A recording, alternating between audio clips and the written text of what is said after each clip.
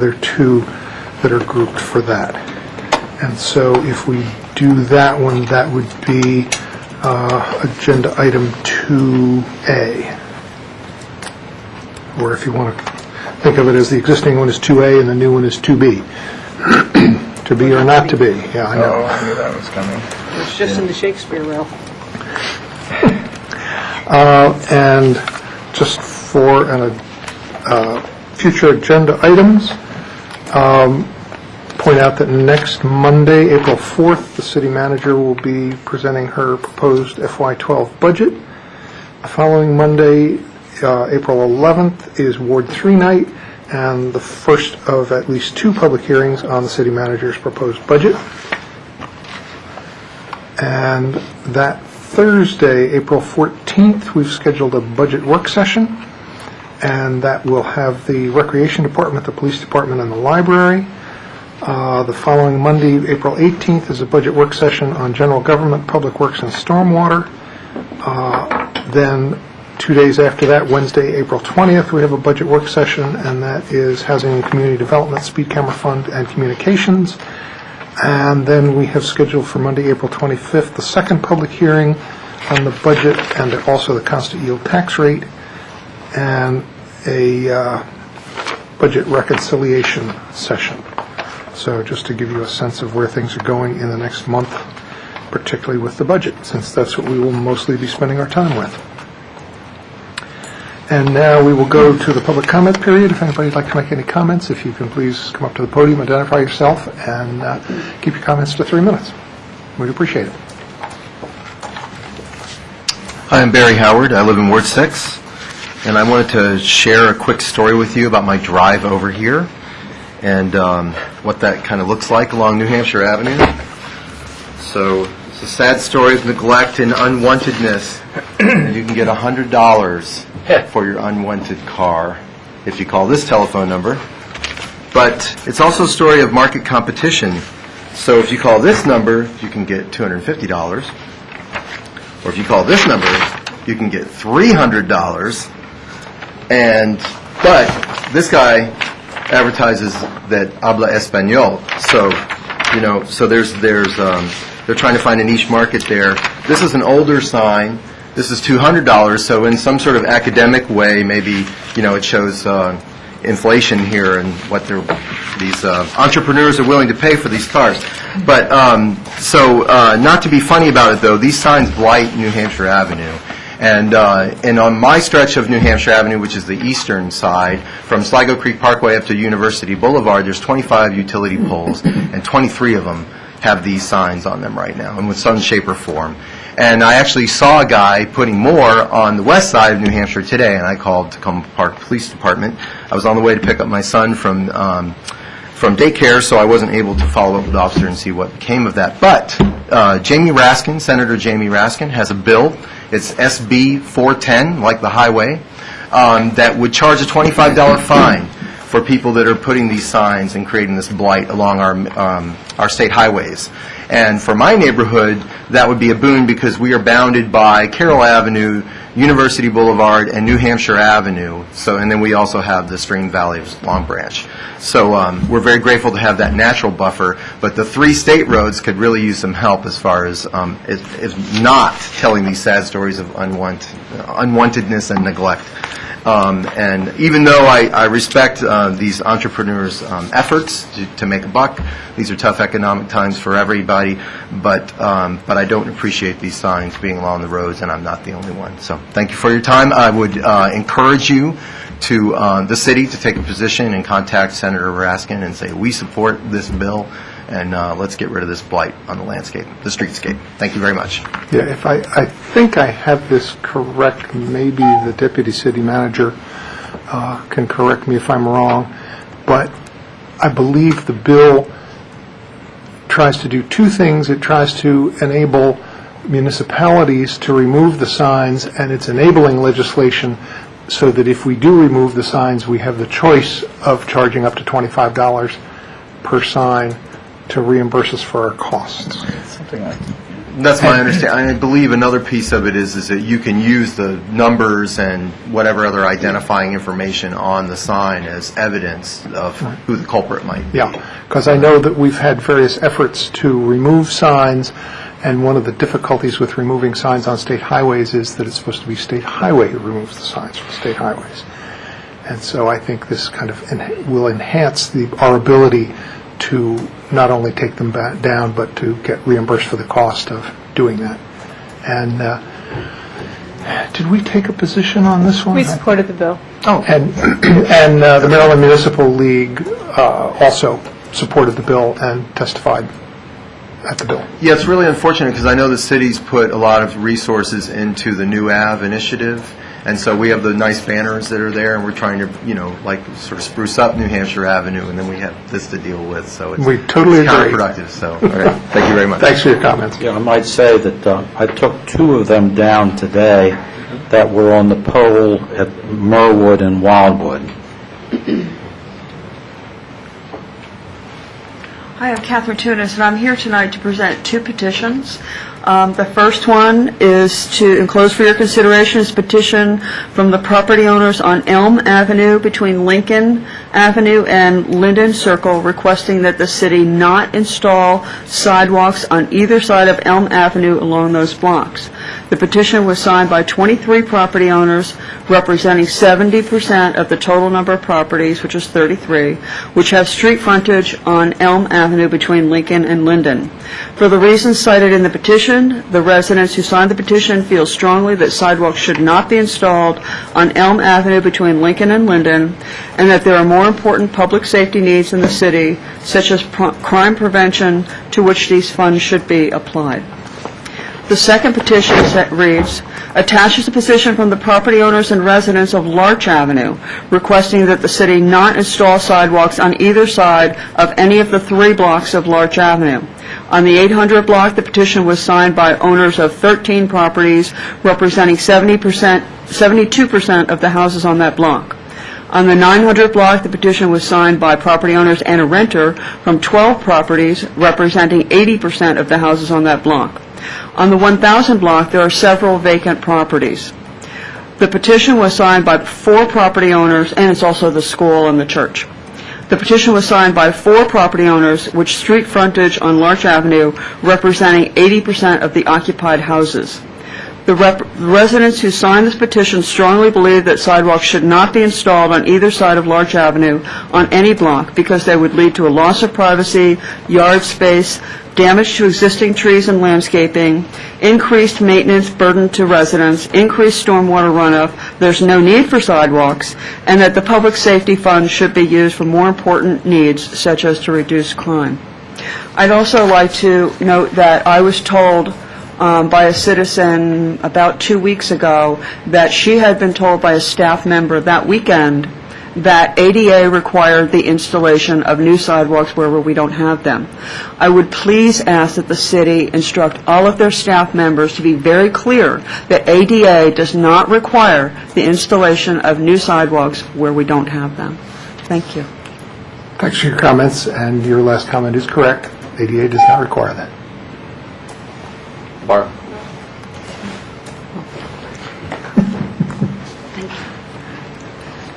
Any other public comment? Seeing none, we'll move to council comments. Councilmember Robinson. I was going to give a little shout out to my spouse and aunt who left before the good stuff started. Too bad. Well, they lost their chance for that. I know.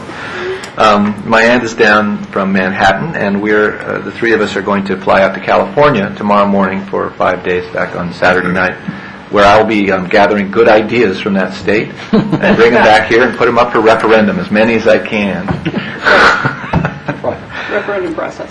In preparation for Ward 3 night on April 11th, and I hope that my constituents will all come to, or not all, 3,000, but many will come down here on April 11th. I'll strive to find some kind of treat for you. I know that the Ward 1 night was like chock full of goodies from so I'll approach the co-op and see what I can do. It was chock full of goodies, and we were all in our best behavior, and maybe the 2 were linked. Maybe they were.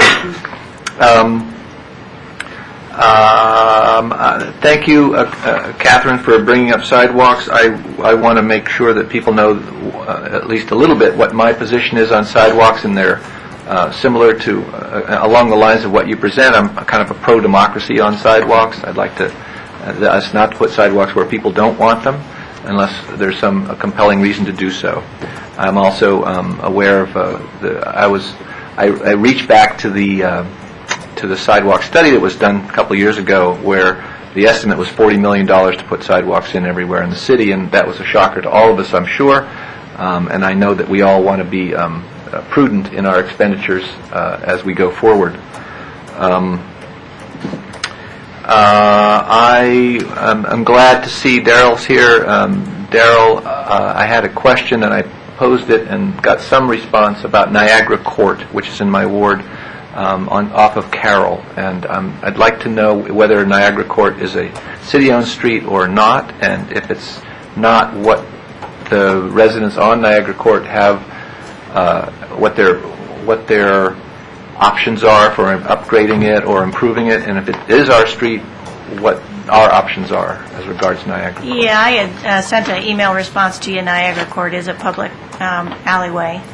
It's been gravel since, I guess, as long as it's been in use. The decision on paving any alleyway in the city is a council decision, so it would be dependent upon your decision to I thank you for that email back, and the residents there were fairly clear that they don't want it paved, but they would prefer it to be improved in some way. So maybe we can have a discussion about what that might entail. Sure. Just want to put that out there. This does have some history in that this came before the council several years ago. I'm thinking in the verge of maybe 5 or 6. And the council discussed it and decided not to fund anything at that time. So, it's your prerogative, and the neighborhood can certainly have Okay, input I'll in it. continue the conversation with them. Thank you, Daryl. The final thing I have is that I'm continuing to pursue the issue of renaming Tacoma Urban Park to Gilbert Combe Park, and have talked to Tom Hucker about it, and I believe he's talked with Mary Bradford of the Parks Department at MNCPPC, and I have an appointment with her a week from Friday, and I'm hoping that it will be here in Tacoma Park. Hoping that we'll saunter around the corner to take a little gander. I did that with Tom Hucker a couple of weeks ago, and he became, I guess, educated is the word, about our desires and the fact that we passed here on the council what was it? Not an ordinance, a resolution in support. Thank you. A resolution in support of renaming Tacoma Urban Park, which is now signed as Tacoma Park, to Gilbert Combe Park. So I'll have more to say about that in the future. Thank you. Councilmember Clay. About the sidewalks, I understand that the Public Works Department is ready to come to Ward 2 and have the meetings on the sidewalks. So I think that that's going to happen in May. So we should have some more information for Ward 2 residents. I received several reports, or I should say I received reports from several homeowners that they received a petition along Elm and Larch Avenue, and they tell me that they were told that the city was going to dig up the first 10 feet of their front yard and disturb all the trees and destroy the drainage and invade their privacy and all kinds of things. So I think it's really important that the city put out a message to the homeowners and that they do it pretty soon. I asked, I think it's been a month since I asked if the city could do a 1 or 2 page information piece so that residents could understand the facts, both the facts about what it is to do sidewalk installation and also to understand the facts about the process. So I'm looking at you, Barb. Is it possible for us to do that? Because I think we need to get real and legitimate information to the residents so that we don't have people who are concerned that the city's going to dig a 10-foot wide swath across their front yard. We certainly have some of that information already pulled together and already on the city's website from all the previous discussions we've had on sidewalks. So we could coalesce that information together and maybe put it in an easy, main page, click on kind of thing, or perhaps in the city's newsletter. I don't know, timing-wise, we're all, in budget preparation and a few other things going on now, but if we were to just collect existing pieces, that shouldn't take, more than, a few days to try to get that. I think we together. need just a double-sided sheet that explains the process and tells the truth. Yeah. I mean, one of the challenges, of course, is every block is different, every situation is different, and so as we, once we're trying to put together a public piece, you then feel like you need to cover all possibilities, and it becomes 10 pages instead of 2. But we could certainly give it a shot at what we've already put out and see where we can get with it. Right.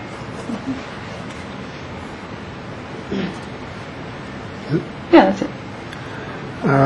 Councilmember Siemens. Thank you, Mayor. And first, I would like to let the council know that our peace delegate has sent his regards, and sorry that he's not able to be with us tonight. But I did want to bring to the community's attention that the Tacoma Park Nuclear-Free Committee is going to be hosting a spring film and discussion series with 3 evenings here in the Tacoma Park Auditorium. On Tuesday, April 5th at 7:30 p.m., they will be showing Paul Jacobs and the Nuclear Gang. Tuesday, April 12th, 7:30 p.m., The Deadly Deception, General Electric, Nuclear Weapons, and Our Environment. And Tuesday, May 10th at 7:30, The Return of Navajo Boy. All 3 of those screenings will be followed by a discussion. Thank you. Councilmember Snipper. Thank you, Mayor. I just want to alert my council members that I had a new method of communication with my residents this week. I was riding home from work on my bike and passed a constituent there, not going much faster than my constituent. let me reassure you. And he says, "Ruben, I want to talk to..." I should imitate it better. "Ruben, I want to talk to you." And so we had this very animated and heated discussion about leaf blowers and taxes in Tacoma Park and the balance between environmental stuff and other kinds of things, panting away on the way home from downtown D.C. So I alert you all that you can be not only in the supermarket and walking around your block, but even biking. You'll hear from your fellow constituents. I thought you were going to tell us you got a Facebook page. Or you were going to twit or peep. I thought you were going to tell us that you just outran the guy. No, if I told you it was, you wouldn't have. Yeah. Accusing him of being a twit? Yeah, me. No, that was. It was me. Councilmember Schultz.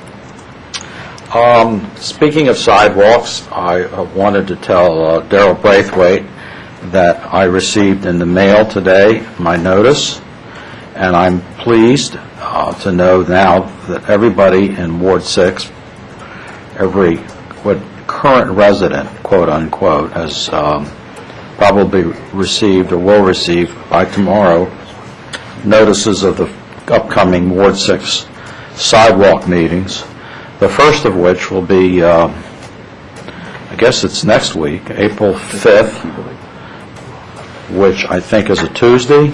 Is that right? Okay. At the rec center from 7:30 to 9:30, and it'll be covering the streets in the upper part of Ward 6, Lockney, Merrimack, Kennewick, and Kirkland, I believe. Those 4 streets. Solely, not Wildwood, because that will be, and Holton will be reserved for a meeting towards in the last week of April, as will another third meeting in the last week of April on Erskine Street. So thank you for setting those meetings up and getting those mailings out, because this way at least we know that every household will have legitimate notification of these upcoming meetings, and hopefully we will have a really big turnout. So we'll find out what it is that people want. That's what I want. I want to know what people want, and I know you do too. So thank you for the efforts in that regard. That's all I have. Councilmember Wright? I just wanted to kind of check in on the city website. Maybe this is a question we can discuss during the budget process also, but we haven't had an update in a while on the progress on the revamp to the city website and the use of the new software that would be more flexible for city staff to update information. I continue to get comments about the quality of the website, the lack of effectiveness of the search tools, and the difficulty in navigation by a customer, one of our residents as opposed to someone who would know the kind of structure of the city government. So not necessarily that the city manager has to give any update now unless there's some pressing information you could provide, but would like an explanation on that in the future. Thanks. And I've just got a couple. One thing I wanted to make sure was that people know that part of the We Are Tacoma series coming up Sunday, April 10th, there's I'm not quite sure what to call it. I guess a performance called Killer Stilts, and it's labeled as a little bit of theater, a lot of music, a smidgen of controversy, a belly full of laughter, and 4 crazy dames. And that's at 2 o'clock Sunday, April 10th, and it's a suggested donation of $15, and that's in this room. And it was the winner of the 2010 Whammy Award for Cabaret Artist. So, should be interesting. Also wanted to let my colleagues know that if any of you haven't seen a Rockville Reports, which is their city newsletter, if you'd like to see one, I've got one here, and I can pass it down for everybody who wants to look at it if you haven't seen it. And one interesting thing I note is that it's published by the mayor and council, which is different than us. They do real work. And the final thing I wanted to note was that I had the opportunity last week to participate in the annual Mayors for Meals. And that's one day in March where all of the Meals on Wheels programs nationwide solicit mayors to deliver meals for the Meals on Wheels program. There were supposedly 800 of us delivering meals last week, and it was my opportunity to discover the Meals on Wheels Tacoma Park program, which I wasn't really aware of before. And my understanding is I was the only mayor in Maryland who delivered Meals on Wheels last week. So I'm going to get after some of my colleagues next year to participate in that program. And just to let folks know that Meals on Wheels in Tacoma Park is stationed and has been, I think, for the full time that it's been in existence at the Zion Lutheran Church on New Hampshire Avenue. And they deliver meals, hot and cold meals, 5 days a week, Monday through Friday. And they deliver to people as young as 22 who have been injured and who are living by themselves and can't get around and prepare meals while they're recovering. A couple of weeks ago, they delivered meals to 3 people who were over 100. And one of the people delivering meals that week was a volunteer who was celebrating her 90th birthday by volunteering to deliver meals. So it's a great program. It's underwritten by donations from the people who get the meals and the federal government and state government and the county government. And if anybody is over 60, they are not required. There are no age requirements to the program. There are no income requirements to the program. But if you're over 60, nobody can require that you donate anything toward the meals. And so I got to deliver meals to a number of residents in Tacoma Park and to talk with them, and it was very interesting and informative. And I would encourage anybody who wants to volunteer with that program. They have people who've been working there for years and years and years. They have people who, local students who get some of their volunteer credits by working in the summer. There's all different kinds of ways to do it, and it's a great program. And the limits of the Tacoma Park program are the district border, Georgia Avenue, the Beltway, and Northwest Branch. So they go a little bit into Prince George's County, they go into Silver Spring, and it's a great program, and I just want people to know about it. And we're now going to City Manager's comments. Now, in response to Councilmember Wright's question, Suzanne and I had already talked about making that a focus of the communications budget presentation, so we'll have some information for you in just a few weeks. Great, thanks. That's it. Okay. Legislative update. I have very little to report. Right now, we have the General Assembly behind closed doors feverishly making decisions, and I've been getting information, but I don't have any answers yet on our various bills. So within a day or so, we should hear quite a bit. And crossover day? Crossover day is today, except that there are exceptions and ways to handle things. That's an important element for our alcohol bill, because if it doesn't get out of the House Economic Matters Committee today, it could die.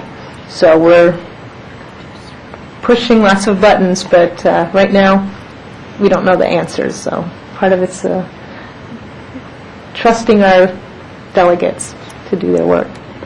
The other thing I want to mention is that on Tuesday the 5th, the County Council's public hearing on the budget's coming up. So I'll be drafting testimony. If there's particular items that you want me to include that I wouldn't normally think of, please let me know, and I'll get it distributed around to folks in advance, and the mayor has been scheduled to speak. That's it. Any legislative update questions? Okay, then we'll move to adoption of the minutes, and we have before us minutes from November 22nd, November 29th, and January 3rd. Somebody like to move adoption? I'll move it. Moved by Councilmember Schultz, seconded by Councilmember Siemens. Robinson. He was too slow. There were too many firsts. I got out-seconded by the first. Yep. All those in favor, please say aye. Aye. Any opposed? The minutes are adopted. We'll now go to our first regular meeting agenda item, which is a second reading resolution approving the Flower Avenue right-of-way annexation. I'm assuming the Deputy City Manager is going to introduce this, but you want to move it. I want to move it. Do I hear a second? Okay. Second. Okay, moved by Councilmember Siemens. Snipper. Second I'm by getting a lot of Councilmember credit Clay. tonight. Go, Terry, go. We'll give you credit when you don't want it later. The resolution that's before you this evening is a second reading resolution of the annexation resolution that was adopted at first reading on November 22nd. The first reading adoption basically started the process of doing the advertising for the public hearing, doing investigation about the costs and a number of the details about the possible annexation. During that time, we did have a public hearing. We got a survey done of the area that's proposed to be annexed, and the information is in your package. There are a couple points about this. Because we did not have the survey information when the resolution was read at first reading, we do have an amendment to the resolution, which is in the now therefore be it resolved clause, section 1, which at the end of that first paragraph mentions that it's an area and which is described by survey on attachment A. And attachment A, when it gets submitted to the state, will be this 8-page document, which is to scale. The item in your package is not at the 1 to 40 scale on an 8.5 by 11 sheet. So just so that people recognize that, 1 to 40 works on an 11 by 17 size sheet. Nevertheless, it would be the 11 by 17 size sheet that would go with the package to make it correct. In the meantime, also, we've had a number of discussions with Montgomery County over the past several months about the annexation proposal. The county executive staff and the county council have both indicated their support for the annexation, their support for a Green Street project, and their support for allocating $200,000 towards the project to be paid in fiscal years 2016 and 2017 when they can put it in their CIP. This allocation for the CIP has been adopted by the City Council through its budget process. County Council. I'm sorry, by the County Council through its budget process.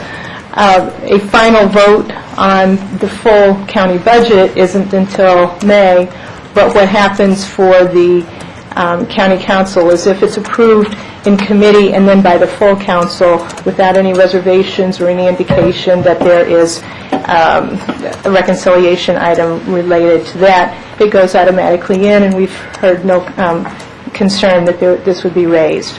As part of the discussion, a draft memorandum of understanding has been negotiated between the city and the county that would provide that the city does not need to spend any of the county's $200,000 until it's actually encumbered in the county budget, so that we would not be fronting something and then having them perhaps say, gee, our budget situation is such that we don't have the funds.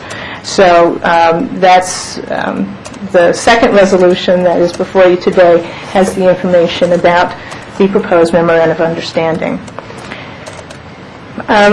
We have had quite a few residents, both in Tacoma Park and on the non-Tacoma Park side of Flower Avenue, testify in favor of this project. We've not had any of them testify against the project, and that information is also in the package. I'm not sure if there's other information that you need, but happy to answer any questions. First, let me just take care of one item, and that is Councilmember Snipper, if you want to move the amendment as a friendly amendment, and Councilmember Schultz or Clay, whoever seconded, wants to do that, then we'll be talking about the whole thing. You mean the two resolutions? The adding the attachment that has the survey as part of the resolution. So we're talking about the whole thing. Right. Yes, I would do that as a friendly amendment. I would like to make that as a friendly amendment. That's fine. Okay, so we have that amendment, and we'll take it as a package. Now, who had questions? Councilmember Wright. Ruben was first. Oh, all right. Councilmember Snipper. I wasn't first. You were first. Somebody go first. Who's in good? I'm happy to go first. Not surprisingly, I support this. I think there have been, there have been a number of important clarifications, additions, addendums that you have incorporated into it over the months we've been talking about it. I think we're at a really important point, because this is an opportunity in the next couple of years, relatively quickly by this sort of thing, to make a major change to a street that is heavily used by people in Tacoma Park, and also borders my ward, but that's it's not surprising that I'm supporting it. I do want to clarify a couple of things. One is that I'm pleased to see that we've been able to work out an agreement that does not use any city funds, that we're using the state highway money and the money from the county, and I thought the negotiated agreement is a very clever way to use the county money, make sure that we don't spend the money and then get... what's the tactful way to put this? And then pull that from under us. Yeah, okay, right. And then have trouble getting the money from the county. And it seems entirely doable to me from the discussions we've had previously on how much this would cost the city to do. So I'm really looking forward to getting this started. I've heard from a number of residents of ideas for Green Street kinds of treatments. People have been looking on the internet at other things. I've also heard from a number of pedestrians and bicyclists and transit riders also, but mostly from the pedestrians and bicyclists about things they would like to see on it, because it's currently pretty hard to use for walking or riding your bike. And I'll stop there. Councilmember Wright. Thank you. I want to be supportive of this because I think it is the right thing to do for the residents around Flower Avenue and Councilmember Snipper's ward, and I know that he wants this, so I want to figure out a way to vote for it. I do have ongoing concerns, as I've expressed in the past, about the cost of the project and who ultimately would bear the costs for that project and ongoing maintenance. So I did have a couple of follow-up questions. One is, I'm wondering if, I know this has been talked about in the past, but kind of just to get them all on the table and kind of fully understand, by taking the road over from State Highway, we do get an additional payment from the county on a yearly basis, which on all of our lane miles we get paid some amount of money for a rebate on maintenance. And I'm wondering roughly what that number is for it's about a mile long, right? Right. The section that is between Piney Branch and Carroll is almost exactly a mile long, and Barb and I did some kind of back-of-the-envelope figures from the tax rebate calculations that we have, and we think it's about $10,000 that we would get. Of course, whatever happens in the future with the discussions between the municipalities and the county on the municipal tax rebates may change that, but at the current rate, it's about $10,000. We would also be getting money, and I don't have the estimate, from the state with highway user revenue that we wouldn't have gotten before as well. But that, as we've seen in years past, can go up and down drastically, right? That's true. The one thing that was put in place a year ago with the highway user revenue is an escalation in the proportion of funds that come to municipalities and a reservation that calculates the municipal portion of highway user revenue different than the counties. The expectation is that the number will go back up relatively slowly, but it'll go back up. And there has been fairly good indication this year that there'd be a bump in that with these proposed changes in the state legislature. But yes, it's all subject to budgets. Right. And the discussion on the task force, City Manager Matthews, there wasn't, my recollection, I know that none of those recommendations have come to fruition, but my recollection was that that wouldn't likely reduce the amount of rebate we got for road maintenance, would it? No, certainly if we have more lane miles, it would theoretically increase the amount we get from the county. I think what Suzanne was appropriately alluding to is what's happened the last few years with the county essentially making arbitrary cuts in the payments. But it is based on lane miles, and it's what the county would otherwise spend on maintaining those lane miles in Tacoma Park. Thank you. So that gives me, it's not perfect, but it depends on how heavily the road is used, and you never can know for certain how often you have to repave, but the repaving is probably every 15 to 20 years, somewhere in there. And that number gets us relatively close if you kind of amortize that to what we'd have to spend on maintenance of the road. So I'm happy about that. The other issue I'm kind of concerned about is whether we might incur a lot of costs associated with putting in sidewalks. I know Councilmember Snipper has said this, and many of the residents we heard from, one of the interests is having sidewalks on all of that side of Flower Avenue.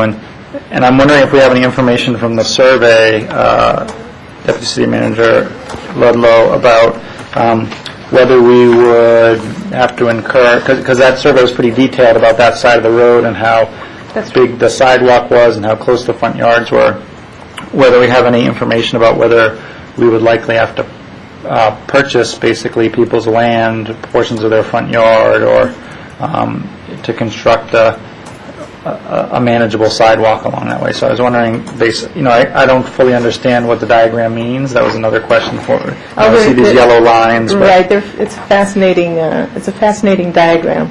The current it looks a city... little bit like my daughter's teeth. She's like losing teeth here and That's there. right, you It's a got the little big bit spaces. Jagged spaces.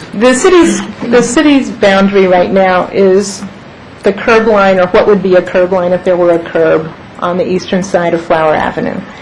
And the area that is proposed to be annexed is the area between that curb line and the right-of-way. So that's the edge of the people's properties. Some of the properties come right out to the curb line, and in fact, at least on one property, their property may actually be into the roadway a little bit. But in any event, the new boundaries would be the edge of the right-of-way. There are several places where, you're right, it's a very jagged look. You've got one property out pretty far towards the street, and another one set back. We would have to have a lot of discussion with the property owners, but there's no intention of purchasing land from those property owners. From what we've been able to see from other maps, in many places, a good amount of right-of-way available width, but the roadway is very close to the eastern side. So there may be some places where the road actually gets moved over, the roadbed moves over a little bit more to the center of the right-of-way so that there is space between the road and the people's property lines for the sidewalk, rain gardens, or whatever it is that is appropriate to put in there. In some places, a property owner may say, I'm happy to just give an easement. I think the sidewalk's a good thing, and I'll put an easement across the front of my yard at no charge. And certainly that would be encouraged as well. But these are the details that are going to take the kind of talking to each property owner person by person.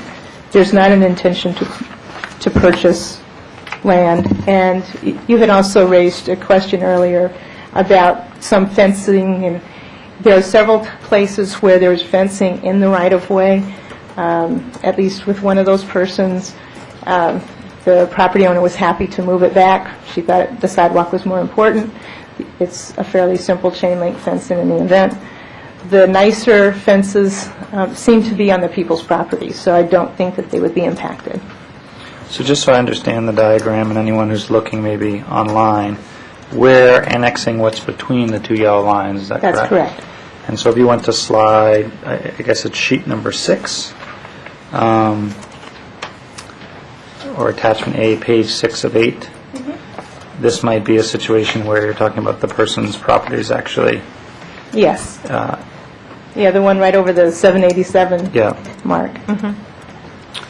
And do we have any more sense of what we think the total cost of the project is, or do we think that we'd actually be able to accomplish the project in under if you put those two numbers together, it's $896,000? At this point, we don't know because we have to talk with everybody, but the design work and the basic work, we feel fairly confident from our experience and with speaking with various engineers who've looked at it, that we could get the basics of the project in. Some of the rain gardens, some certainly street lights, some nicer bus shelters. There's discussion. You could have a bus shelter with a green roof. I mean, there's all kinds of, people get very excited when you do this. But, we're looking at the budget being the budget, and so we'll have it designed to the budget. And the MOU with the county that we're authorizing the city manager to sign, or if we vote, if 4 of us vote in favor of this, we'd be authorizing the city manager. Is that a binding legal document? If they don't pay us, if they somehow get a change of heart, their financial situation's worse, can we take them to court with that document? Is that a binding legal document? My understanding is that it's not in one respect, and that is that no county council can bind a future county council on a budget decision. However, a number of the staff to the county council recommended having the language referencing the MOU put directly in the CIP PDF, project description form, which carries an awful lot of weight for future councils. They respect that. There's been a tradition of that. I would certainly think that if the county executive did not hold up his or her end of the part at the time, that there may be some legal weight with that. But there is specific rules that say one county council can't bind a future county council on a budget decision.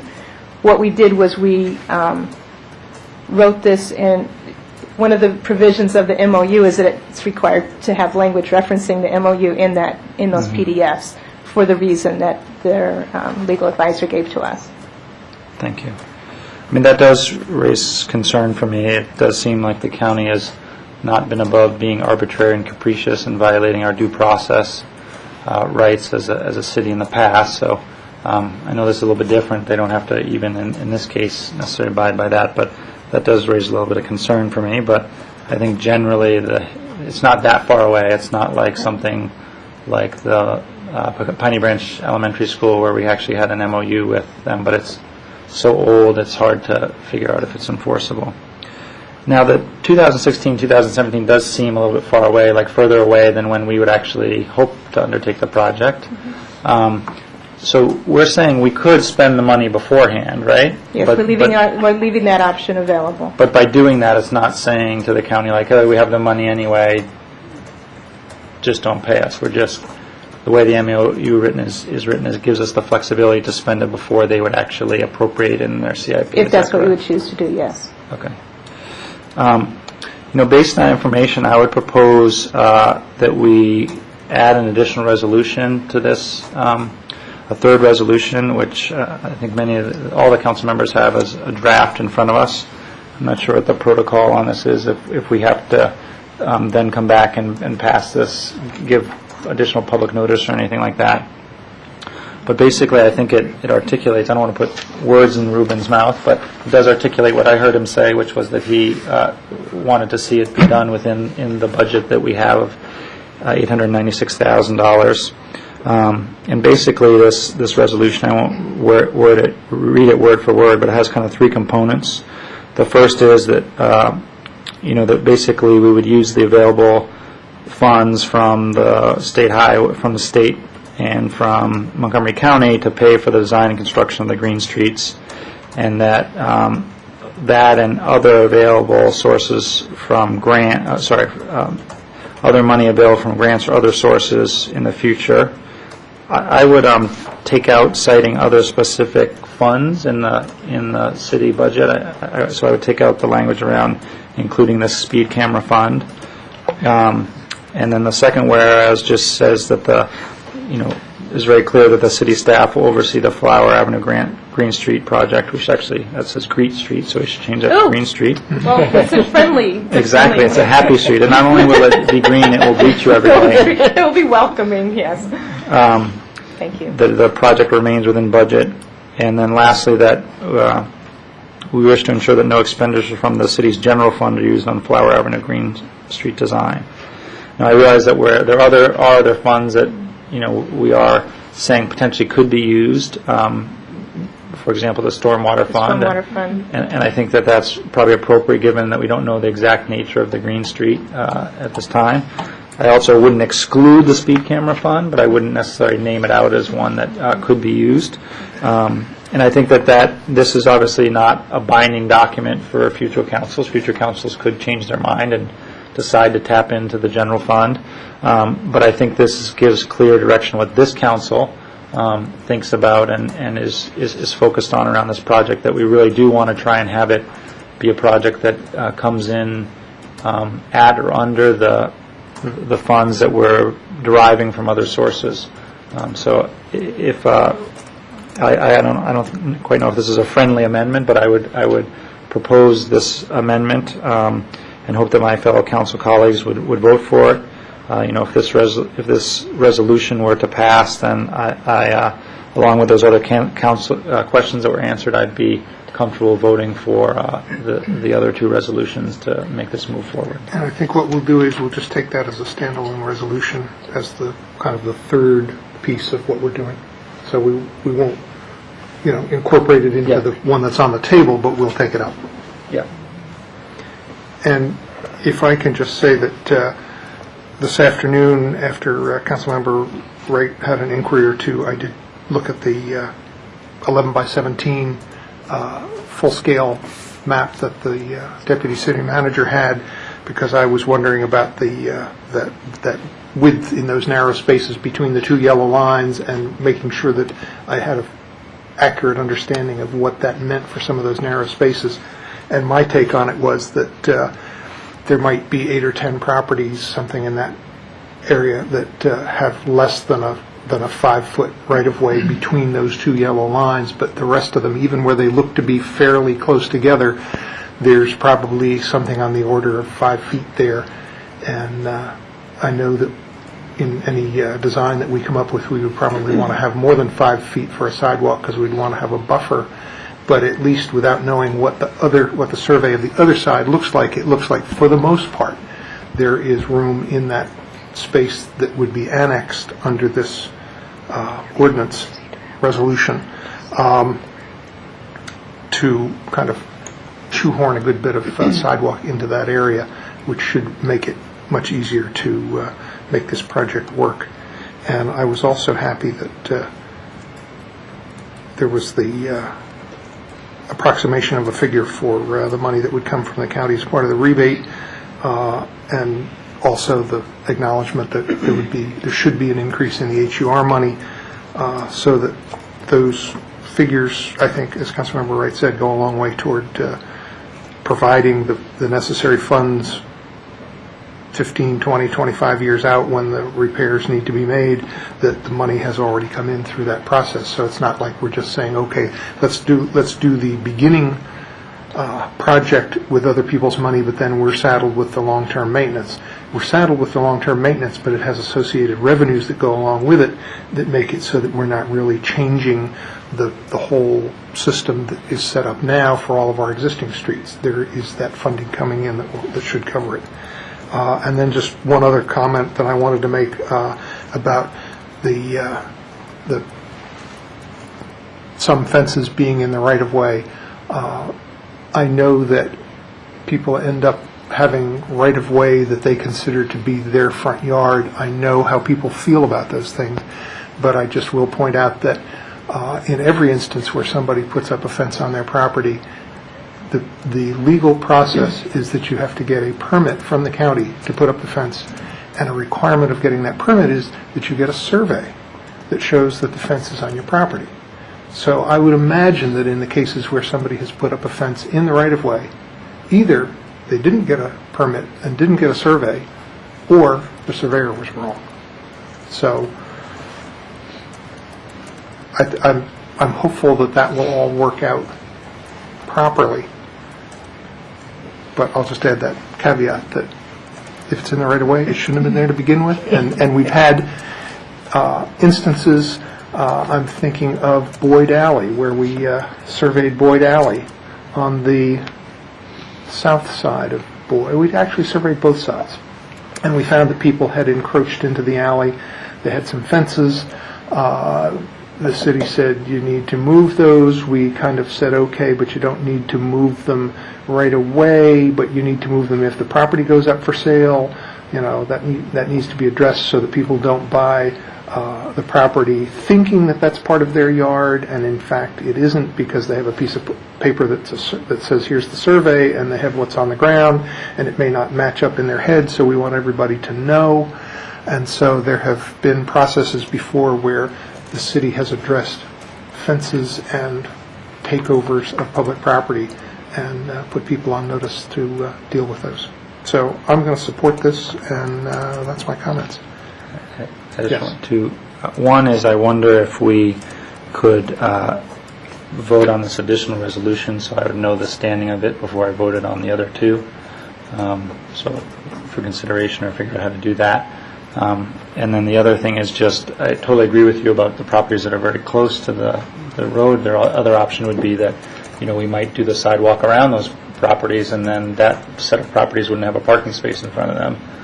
Sure. And it also might be a way to create kind of a chain effect to narrow the street, which I know is some, speed is an ongoing concern on that street, right, Councilmember Snipper? Yeah. Just in terms of process, can I recommend that we right now just do a quick little straw vote of the people who are going to vote on that other resolution? Or the process would be that we would have to table this motion, take that one up, and then come back to this one? I'm fine with a straw vote. Okay. For formalizing the process of designating what our intention is for not using general fund to do this project, if people just want to raise a hand if they're going to vote in favor of that resolution when we get to it. This is just a straw vote of this one that's in front of us. But there was some ideas of... It's just this straw vote about, we're going to tweak it when we get to it. But just people are happy with, we're not going to spend general fund on this construction project? Can I ask a clarifying question? Sure. Sure. The clarifying question is this, could we make this specific to this way it could be read kind of in a timeless fashion. That is, it could be read as tying the hands to spend money in, 10 years from now. So I would like clarification that it just refers to this specific redoing of the street, not The initial reconstruction. Initial construction. We'll go there. Okay. So people are going to be in favor of that one? Or do you want to table what we're doing? You want to go to this one? I'm not going to be in favor of it ever, because... Okay, and would somebody like to table the annexation resolution, and we'll take up this resolution first? I move to table the resolution. Okay, moved by Councilmember Siemens, second by Councilmember Robinson. And this is to vote, we're voting in favor of tabling it to a time certain, which is after we finish dealing with resolution number 1011-XX, which is the draft form which is in front of us. So all those in favor of, got to do it somehow. No. Okay. I have something to say about it. Okay, comments? I just want to say that I'm fine with the intent, and I think that's been the intent all along, but we don't know what's going to happen down the road, and there So may we'll be, discuss that in a minute. well, there may be reasons for doing this in different ways. Plus, I am still interested in what happens on the other side of the Flower Avenue Carroll intersection. And I'm not sure that will fit entirely into the money that we get from the state. And so I don't want to restrict us from being able to make some additional enhancements to that side of the street after we make this. Right now we've got a sort of pothole, narrow, gravel-encrusted street. And if we make it into a super green street, it's going to make the problems between Carroll Avenue and Sligo Creek Parkway along Flower Avenue even worse. And so, as I had said when we very first started this process, I also saw this as an opportunity to be able to fix something that might happen at that state intersection or on the city property across the line. And I don't know, but it wouldn't be general funds that we would be expending to do that. And so that's why I don't want to do this. But that's the existing street the city owns, not the one we're taking over from the state highway, correct? Correct. Can I call a question on what's on the table? All those in favor of tabling this resolution until we deal with this other one, raise a hand. That's fine. Okay, that's unanimous. It's now tabled. Are we going to introduce the next one? Now, we're going to move to this resolution 1011-XX, whatever number it's going to get. And would somebody like to put this on the table and add whatever changes you want to make to it in moving it? I would like to put this on the table, and I would just eliminate the last the last phrase in the first whereas that including the city speed cameras funds. That would be the only change I would suggest. And the spelling one. And Green Street as opposed to Green Street. Right. Okay. Is there a second? Second. Okay, second by Councilmember Robinson. That's now on the table. Comments? Are these lights for... Okay, these are all real lights here.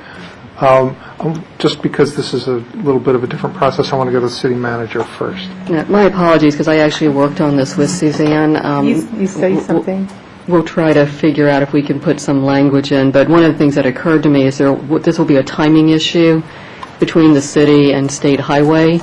And talking to the finance director about this project, if we were to put it in the budget for next year, this really doesn't fit into a grant-funded project per se. We would not consider the money from the state to be a grant.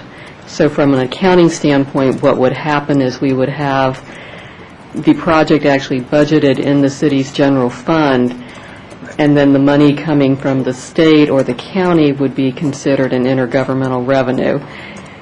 And I apologize, I didn't think about that earlier when Suzanne and I were working on this. So there may just be an accounting issue in terms of how this project is actually budgeted, which would be in the general fund. And I know that's probably not the concern on the part of the council. It's that the funding stay within the amounts to be received from State Highway and from the county. So we may just need to try to wordsmith this a little bit. We could just say that it was in the third whereas wishes to ensure that no expenditures from the general fund in addition to those designated by the State Highway 696 and the county council, the county 200,000. And so that excludes those pieces. They can go through the general fund. Does that do it? Right, or other grant funding. Yeah, I mean, right. I mean, we certainly have a grant application out, that kind of thing. So I'm Right, not so sure. so other grant funding, but it's like no... Clearly, the general ultimate budget line is that it wouldn't be coming out of general funds, but there may be some fund thing. But the pass-throughs are okay. Correct. Your language may or may be fine if we talk about funding from the State Highway Administration, Montgomery County, and any other grant funding, because grant funding would not be considered general fund monies from a... But it still might pass through the general fund. Correct. To get into this project. We may just simply be able to use the term no expenditures from the general fund beyond those, beyond intergovernmental revenues or something of that nature, because any kind of money coming from another jurisdiction would be considered intergovernmental revenues within the general fund. And I think what that's about what the grant funding?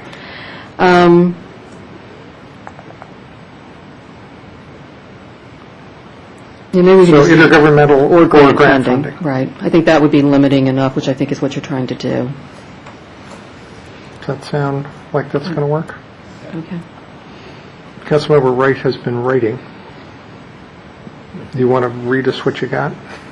No, I was just writing down the in that last whereas that it would say that the Tacoma Park City Council wishes to ensure that no expenditures from the general fund beyond intergovernmental or grant funding be used on the Flower Avenue Green Street design and construction project.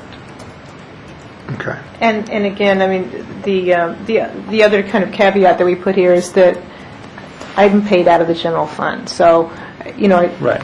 so that's why we had the other than those related to the staff oversight. Okay. And that's staying in. And so that is a friendly amendment for the seconder, Councilmember Robinson? Yes? Okay. So that's what's on the table. Discussion. I don't know what order the lights came on, so I'll just work down the line. Councilmember Snipper. I guess I'm not in favor of this. I appreciate the idea, but as we just went through, I'm concerned that there will be some little glitch that comes up that then would sort of violate the spirit of this. So I'm not in favor of tying our hands this way, this particular way. I have good faith that the city manager will make sure this project does not spend more than the amount we get from State Highway and from the county. I don't think this is really necessary to tie our hands. I think we're going to spend time trying to wordsmith on it to get it right, and could easily have something that doesn't.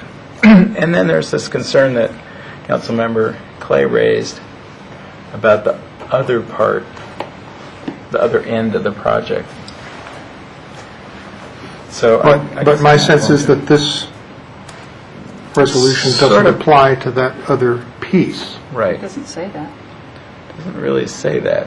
Well, The intention of the definition of, I guess, Flower Avenue, Green Street is from Piney Branch to Carroll, if you'd like to it's specify from that. Piney Branch to the Actually, division. division? It's actually, the Green Street would go all the way The to Carroll, Green because Street all the way. because that's the Okay, state okay. highway Yeah. portion. Okay. So we could That's even correct. add language that says Flower Avenue, Green Street, paren, Piney Branch Road to Carroll Avenue. That was the intention of these funds, yes. Councilmember Clay. Also, I'm ditto everything Councilmember Snipper said, plus add that, if we had to put a signage, or, because one of the things we talked about with the Public Works Department around this street might include signage directing people away from the other side of Flower Avenue that would be on the currently state-owned side of the road for, so I totally agree that I agree with the sentiment, but I don't want to do it for those reasons. Councilmember Schultz. I don't want to support this because I don't understand, or I have not heard any reason why it would be a problem to tap the city's general fund on this. I mean, no reason has been cited as to why that's a bad thing. And I remind my colleagues that just a few months ago, we managed to come up with, I think it was $50,000 out of some of the general contingency fund to help do emergency repairs on Ethan Allen Avenue. We did that with all due regard to the understanding that the importance of maintaining our budget in a balanced state, and that the risk that we were taking by dipping into the funds that we dipped into. I'm concerned is that this is a street that's been under the purview of the state of Maryland for a long time. We don't have any engineering studies, I don't believe, that tell us very much, if anything, about what's going to be found when we start building this new road. Because I have a feeling, given the condition of parts of it, that there could be all kinds of crazy stuff underneath there. And it's more likely than not, as we all know, is that when you're doing these kinds of projects that involve just going down into the earth, whether you're building a building or a highway, is that you run into surprises. And what do? We get a road partially built, and all of a sudden, notwithstanding our sentiments to not spend $1 more than what we have the money for, that we have to. I feel like we're kind of tying ourselves into knots over this thing for reasons that I still don't understand. What's wrong if we're forced to dip into the general fund for additional money in order to do this project correctly? I just don't want us to get this project 1/3 of the way under construction and then realize that there's going to be some costs, and the contractors are sitting around waiting for the city council to untie the knot that it's gotten itself into. So I would just assume that we go ahead. I would also just point out is that the only money that we're sure of getting right now, and this whole budget, is the $656,000 from the state of Maryland. $696. Yeah, $696. $696, thank you. There's no certainty that the memorandum of understanding will be honored. I mean, we all want it to be, and we hope it'll be, but as Susie Ludlow just said, there's a possibility. I mean, I share the skepticism that we might not get that money. I think we ought to be talking about planning a project that's going to cost $696,000, and anything we get beyond that, we'll consider to be able to enhance the street. And when we actually get that money, which is good. And I think that's the intent. Is that the intent? Yes. Okay, good. So that part I'm happy with. But otherwise, I'm not going to support this Yes, resolution. the 696 and the 200 is seen as a phasing with enhancements. Okay, good. Councilmember Wright. I think just kind of 2 points here. One is that I have all faith in Barb Matthews, but Barb Matthews isn't always going to be the city manager of the city, and she might not be the city manager when we undertake the project. I hope she is. It's not that I have any designs that Barb should leave. And the previous city manager was not as diligent and skilled at financial management and budgeting and project management. And so we sit in a building here where they pointed the cannon very inaccurately and then pulled the trigger. And then we ended up with a project that cost a lot more than we anticipated because they didn't do the upfront due diligence. And what we've been sort of asked to do, we've done some due diligence, but what I was asking for was more due diligence about what this is actually going to cost. And nobody can tell me that. Right, I know. And it's beyond just sort of like, okay, yes, we can't figure out every single potential cost, but we don't have estimates from people. We don't have anything, right? So to me, all this resolution says is it makes it very clear what our intention is as the council, that our objective is to spend the amount of money we get from these other governmental entities in exchange for taking the road, and that's the amount we're going to spend on doing the project. And if the county money doesn't come through, then we would spend $696. Now, that being said, it's not legally binding, right? Some future council could be confronted with this and say, they made a previous resolution, we're going to pass a resolution that changes that, but they're going to have to be very intentional about it, and they're going to have to give the city staff direction that that would occur. And that's what gives me comfort to saying, because what I've heard from my constituents is they're generally supportive, but they don't want us going down a black hole. And so this, I think, gives a relative direction and the potential to try and limit that possibility. Councilmember Siemens. Thank you, Mayor. I understand and appreciate what Councilmember Wright is saying. I think the problem is that we don't know what it's going to cost, and we're negotiating with the state and the county to come up with an amount of money that we're willing to accept to do a job that we don't know how much it's going to cost. So I guess my question is, what happens if we open up the box and find out that it's a much more costly project than what is than the money that we're getting, and we get the project partway through and we don't have enough money to go on and do the rest of the project? Is it then the state's problem, the county's problem, or the city's problem? That's my question, yeah. We've had a number of folks look at the street, and we have favorable contracts for paving and sidewalk installation. The cost of the design could be up to $150,000. Takes a lot of work to work with all these different folks and get the other survey done and figure out the appropriate design.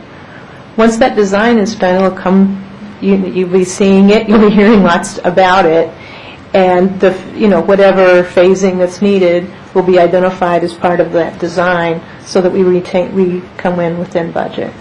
I have not received the kind of caveats or scary phrasing from the various consultants that we've spoken to that think that this is unrealistic to do within the budget. So that's the best that I can say until we actually get the other part of the survey done and have that information back to you. One of the things that I felt that was important to do was, even with the language of the memorandum of understanding with the county, to not tie our hands too too carefully about what we promised to get into the ground with this project, knowing that we may need to phase things. So I just wanted to make sure that we always stay within budget and that, that it comes out to be a project that we feel comfortable with. Right. That's the best I can say. Yeah, I appreciate that, but I guess the last part of the question is, if there's work that doesn't get done, is the state obligated to come back in and give us more money or to do the work? No. And is the county obligated to come back in? No. Or give us more money? No. So I think that's the real... But the primary components, which is the location of the road, location of the sidewalk, and as much kind of low-impact stormwater construction as part of the grading of that fits into the budget, is what we'll do. And then the other kinds of things, the street lighting, the, kind of nicer upgrades at bus stops and that kind of thing, maybe never, maybe just one of those things that's on the plan that we just work to as grant funds come in, if indeed those are over the budget. Okay, thank you. I'll just say, I have, at this point, every confidence that we can do this project within budget, no matter how we have to phase it. And yes, we had huge cost overruns with the community center project, Part 1. We did this auditorium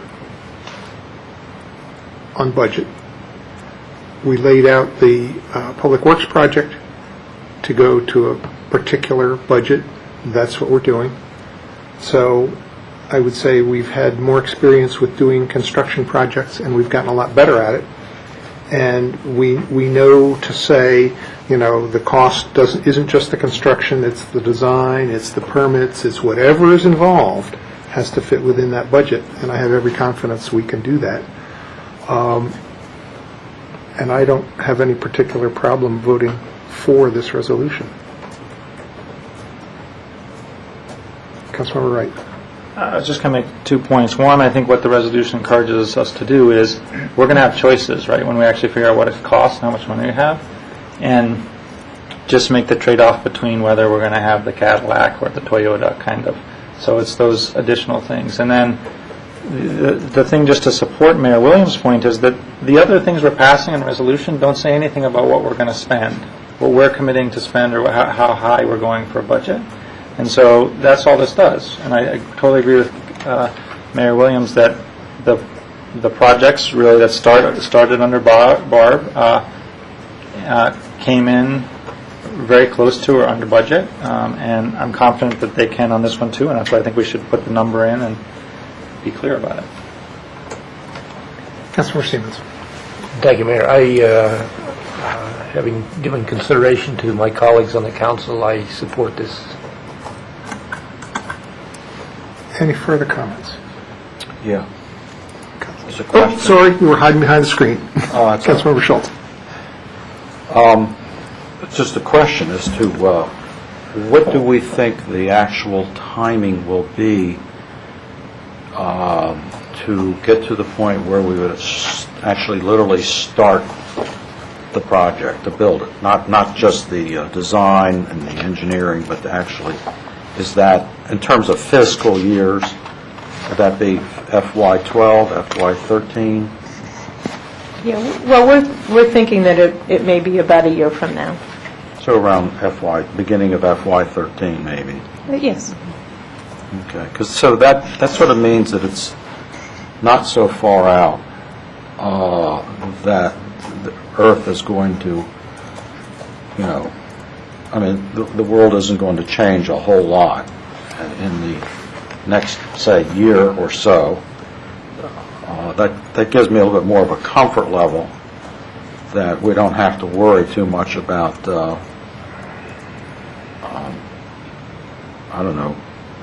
some of the things that were being brought up as possible hazards to being able to get this thing done within budget. Still doesn't mean I want to support this resolution. I just think it's useful to know that we're talking about something that's fairly close into the future. so we don't have to worry too much about inflation or stuff like that.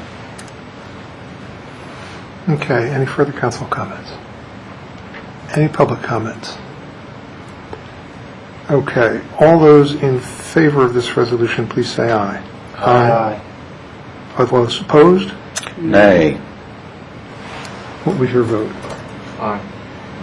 Okay, so that was 4-3 in favor of the resolution. Does anybody want a hand count?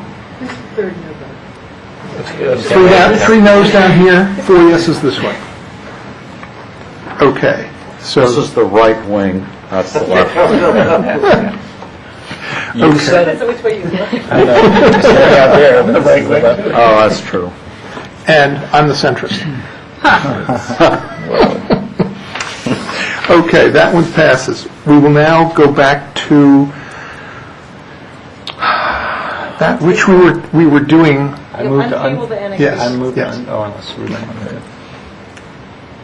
Ruben, do you want on table? Do I get to untable it? Sure, why not? Pull down the legs. Okay, I would like to untable the motion. Second. All those in favor, please say aye. Aye. Any opposed? Okay, that's back on the table. We're back where we were. Hard to believe. Only 53 minutes after we started. Any further comment on the second reading resolution approving Flower Avenue right-of-way annexation? Any public comments? This is a second reading resolution? How do we have a second reading resolution? That's odd. Do we have to do a roll call vote? That's the only thing that we ever do that's a second reading resolution? Right, a charter amendment or annexation resolution. Yeah. Okay. Make a little note in your memory. Oh, hey, Thanks. we have Jesse. Will the clerk please call the roll? Clarification, we're voting on the first resolution, the annexation one, and then we'll also vote on the memorandum. Correct, but we're going to do that separately. So right now, we're just doing the second reading resolution approving the annexation. Which is as amended. Yes. Correct, with that language that was added when we were talking about it when it was on the table the first time. An hour ago. Does anybody want that language read so that everybody is sure? Any need for that? No? No, okay. Will the clerk please call the roll? Mayor Williams. Aye. Councilmember Wright. Aye. Councilmember Clay. Aye. Councilmember Robinson. Aye. Councilmember Siemens. Aye. Councilmember Snipper. Aye. Councilmember Schultz. Aye.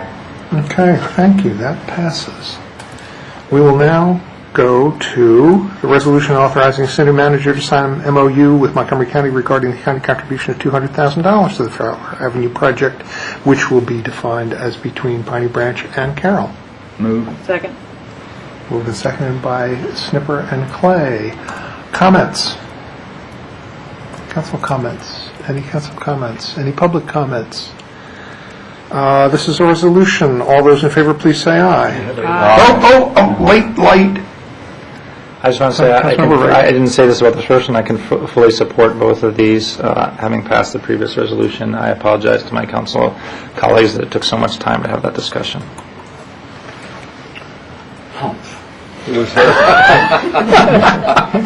That means he doesn't forgive you. All those in favor, please say aye. Aye. Any opposed? That passes unanimously. Okay, and we're kind of back on track. Timing-wise, this is now agenda item number 3, which is the first reading ordinance authorizing city manager to enter into an agreement for processing credit card and other electronic payments. City manager, or no? Mr. Castillo. Mr. Castillo is going to talk to us about this one, but it's been moved by Councilmember Clay and seconded by Councilmember Snipper. That's good progress. You all sound and look very official up there. My first day. Did you say official or efficient? Official. Oh, okay. Certainly not efficient. That's what I was wondering. I had to clarify that. Better than officious. What you have in front of you is a first reading ordinance authorizing city manager to enter into agreement for processing credit card. pretty much is all laid out there in the cover sheet.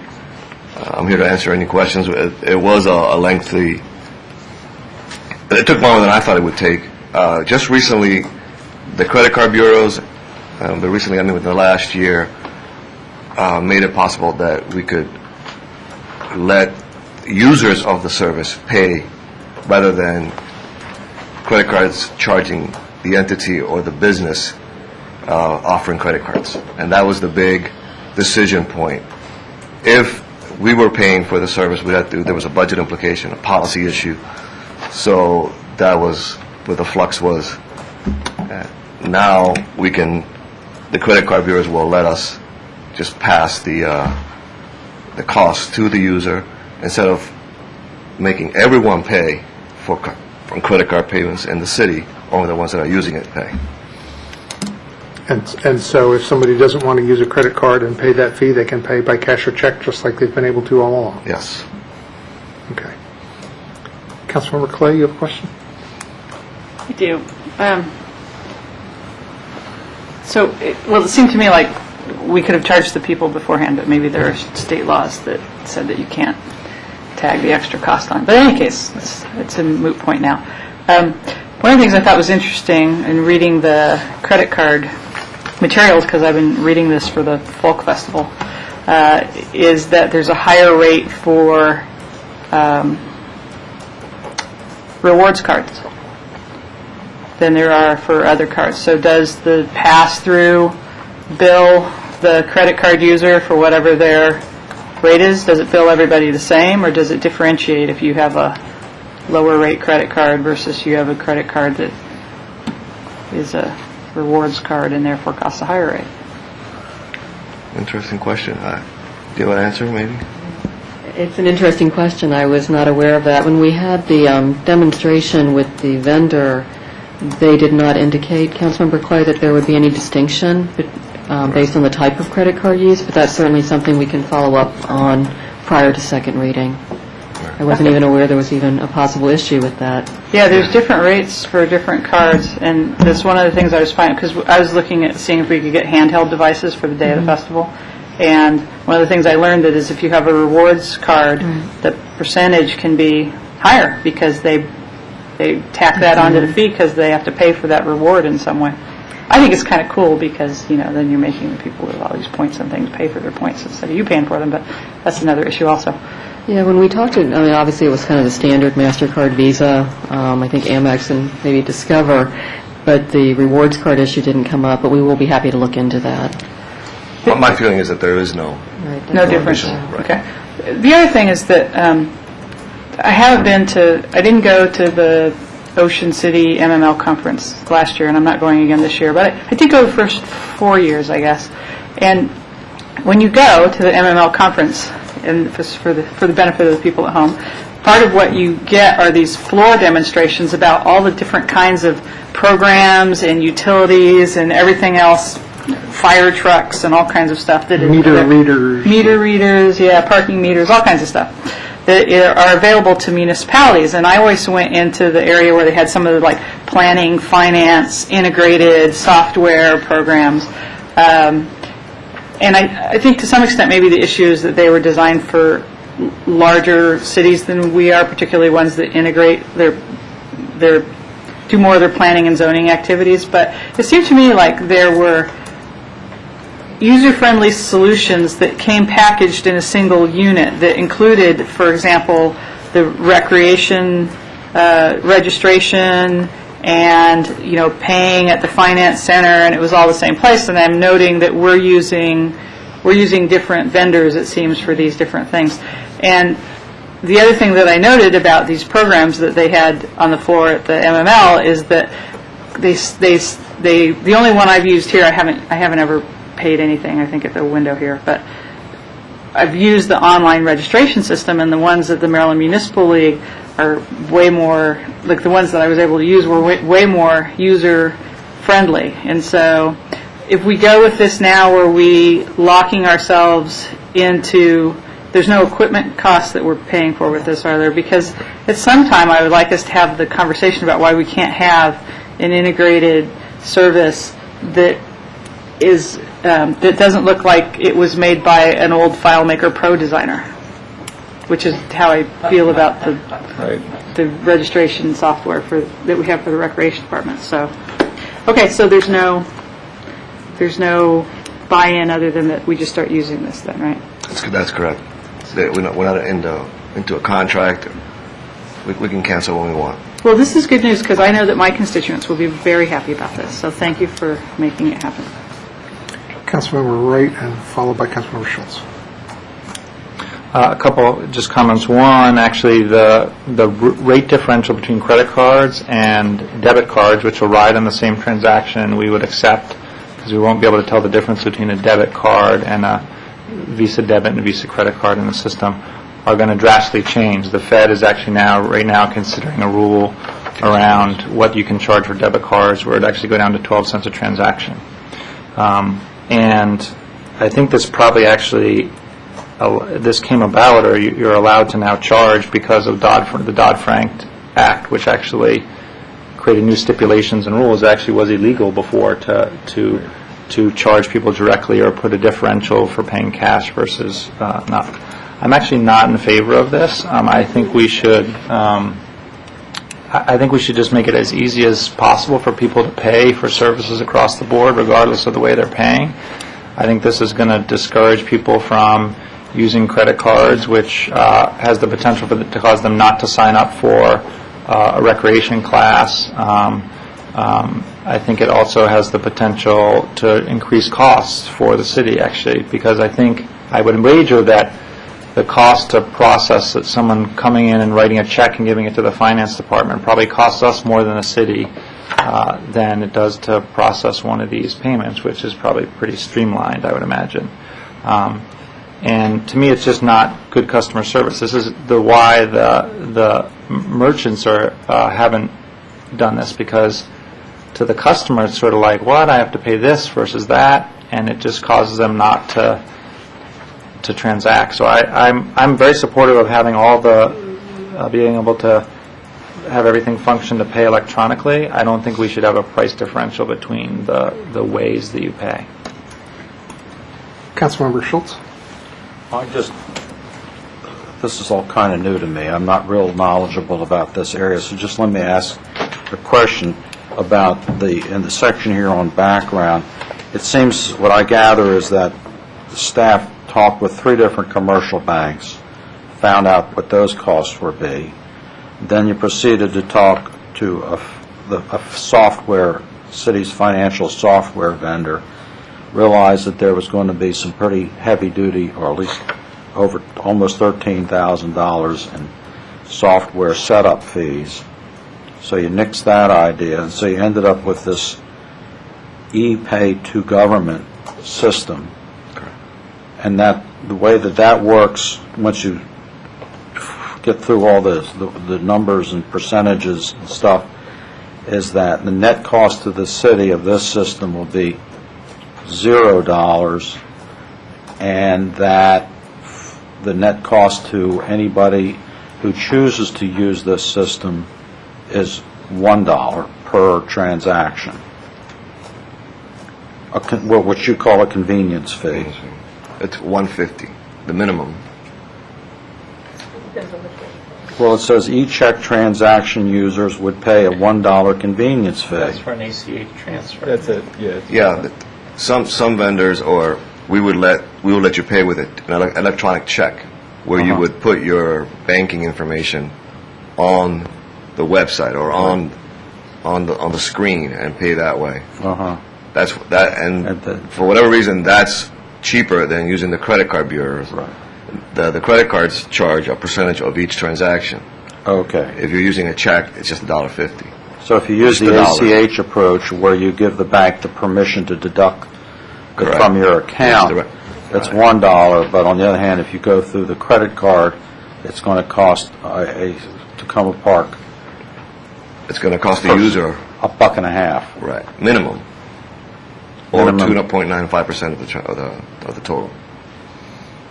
Well, what is the highest fee that people are likely to charge on any of these transactions? I mean, how high? Because this 2.95% go? I think stormwater fees are the more popular ones. And what is that per resident? Well, 48. it's $48 for That would a be the most single-family popular. home. Yeah. So 2.95 or $48. That's Is $1.50. That's $1.50. Yeah, I just wanted to clarify, So in regard to recreation programs where people use credit cards, there are two charges that will be assessed. One is the convenience fee, if you will, for use of the credit card, which the person registering for the program is already paying. So we already have that in place on that system. Then there's a transaction fee, which, as the council may recall from last year's budget process, the city absorbs. One of the things, as we all talked about this over the past probably more than a year or so, getting to Councilmember Wright's point, is what is the impact potentially of the city absorbing that cost? And since someone mentioned stormwater, if you had lots of people paying, the city absorbing the fee for credit card usage, the impact of that financially could be the city having to basically increase the base fee for stormwater just to make sure that we still had enough net revenue for the Public Works Department to actually do what it needed to do with the stormwater system. So that was part of the consideration that we sort of juggled, is do we want to have, in that case, an overall fee increase to balance out credit card usage. So I think that's part of, as a staff, where we came down on trying to pass that fee along. You could kind of extend that to some other things, such as rental license fees, et cetera, et cetera. Obviously, it's a matter of policy for the council whether or not you want to absorb that fee or not. If you didn't, I do think the staff would need to go back and do some analysis for some of the things that we currently charge for and figure out if an overall increase in the fees may be necessary just to keep the same amount of net revenue.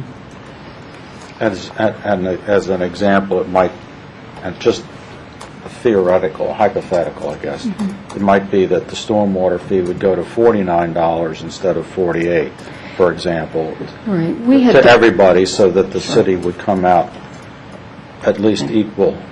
We had done some rough calculations, and I need to try to find those in my old emails, but we had gone through a number of the fees, Councilmember Schultz, and sort of looked at what the potential impact was of what percentage would be paid for with credit cards, and if we absorb the fees, what would be the net impact of that. So we could dig that out if the council would like. Councilmember Robinson. I forgot what I was going to say. All right, well, I swear, it'll come back to me, I think, but, it'll come back about 3 o'clock this morning. yeah, probably. I'll just say that I remember. go ahead. It's a little bit lighthearted, but I just wanted to point out that my spouse found a gas station that gives I think 7-cent per gallon discount for cash, and she's determined to go there to buy her gas. So if there is In Virginia? it's not in Virginia. It's in Maryland, and it's near us. I won't say which one it is. And so, to Councilmember Wright's point about how we'll have a rush down to the cashier's office for people who want to not pay the $1.50 or the 2.95% or whatever it is, I think that's a possibility. I don't see it as a terrible thing to have more people in City Hall, but they would use gas to get here, I suppose. And I'll just add that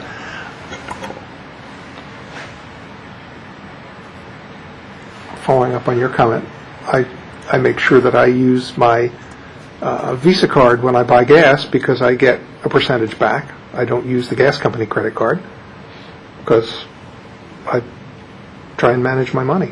And I want to encourage other people to manage their money, and I think then in the aggregate we all end up with a more efficient system, a cheaper system, and so I'm in favor of assigning the costs to those who cause the cost to be incurred. And so if using, I always ask when I call up somebody and they say, do you want to pay by, or I go into, pick up a vehicle being repaired or something like that, and it's like, do you want credit card or check or cash or whatever? I say to the merchant, what do you prefer? What costs you less? How can you get the most of my money without doing something like, what is your credit card charge? I'll give you a check. And many of them are happy to do that. It puts another 2-3% in their pocket instead of giving it to the credit card company. And so if charging people for the cost of using the credit card gets them to think about using the credit card, we all may be better off. Councilmember Siemens. I remember what I was going to say, but I'll pass. Thank you. Oh, low blow. I can tell you the Recreation Department experience has been that more people are coming in, but they're using their credit cards. They're not coming in to pay with checks. Well, they make that choice. That's the choice I made. Any public comment? All those in favor of this first reading ordinance to enter an agreement for processing credit card and other electronic payments, please say aye. Aye. Any opposed? Nay. 5 ayes, 2 nays. That passes at first reading. Thank you. We'll take a short break and come back for 1, 2, 3, 4, 5, 6 second reading ordinances.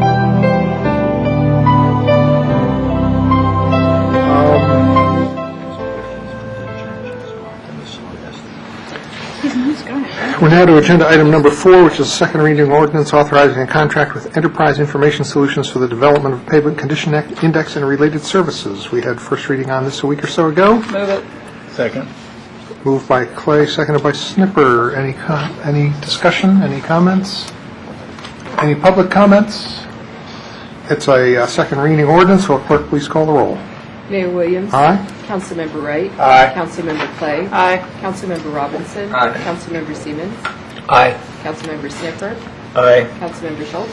Aye. That passes unanimously. Now agenda item 5, second reading ordinance amending the Tacoma Park Code to repeal the section on burning of refuse and to adopt the Montgomery County Code provisions regulating burning by open fires. Would somebody like to move that? Second. Moved by Clay, seconded by Snipper. Any council comment? Any public comment? It's a second reading ordinance. Will the clerk please call the roll? Mayor Williams. Aye. Councilmember Wright. Aye. Councilmember Clay. Aye. Councilmember Robinson. Aye. Councilmember Siemens. Aye. Councilmember Sniffer. Aye. Councilmember Schultz. Aye. That passes unanimously. Now, agenda item number 6, which is second reading ordinance for approving a pilot agreement for 7901 Lockney Avenue. Move. Second. Moved by Clay, seconded by Snipper. Any council comments? Any public comments? Will the clerk please call the roll? Mayor Williams. Aye. Councilmember Wright. Aye. Councilmember Clay. Aye. Councilmember Robinson. Aye. Councilmember Siemens. Aye. Councilmember Sniffer. Aye. Councilmember Schultz. Nay. 6 to 1 on that one. Agenda item 7, second reading ordinance approving a pilot agreement for 8316 Flower Avenue. Move. Second. Moved by Snipper, seconded by Clay. Council comments? Public comments? Will the clerk please call the roll? Mayor Williams. Aye. Councilmember Wright. Aye. Councilmember Clay. Aye. Councilmember Robinson. Aye. Councilmember Siemens. Aye. Councilmember Sniffer. Aye. Councilmember Schultz. Aye. Passes 7-0. Agenda item number 8, second reading ordinance approving a pilot agreement for 8 Philadelphia Avenue. Move. Second. Moved by Clay, seconded by Snipper. Any council comments?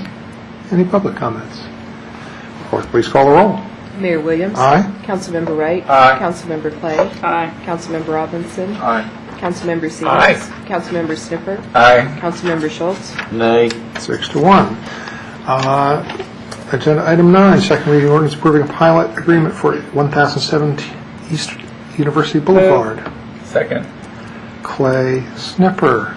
Comments? Comments? Call the roll. Mayor Williams. Aye. Councilmember Wright. Aye. Councilmember Clay. Aye. Councilmember Robinson. Aye. Councilmember Siemens. Aye. Councilmember Sniffer. Aye. Councilmember Schultz. Nay. I wrote that one down before we even got to the end. Now, agenda item 10, which is the consent agenda. We have 3 resolutions on that. It's been moved by Councilmember Wright, Second. seconded by Councilmember Clay. Let me just note that it's a resolution regarding preliminary plans for 6450 New Hampshire Avenue, a resolution recognizing Arbor Day on April 16th, and a resolution providing for reappointments to the Nuclear Free Tacoma Park Committee. All those in favor, please say aye. Aye. That passes unanimously. We are now to the work session, which is a discussion of proposed lighting and city TV technology improvements. And we have the deputy city manager, and we also have some folks here who I'm assuming are here to assist you. That's true, they are. If they're needed, they're available. We have Jeff Schneider from Contact Video, and we have, make sure I get this right, and Alvaro Calabia, our TV manager. And because they're here, we want to make sure that we ask them some questions so that they feel like it was worthwhile coming.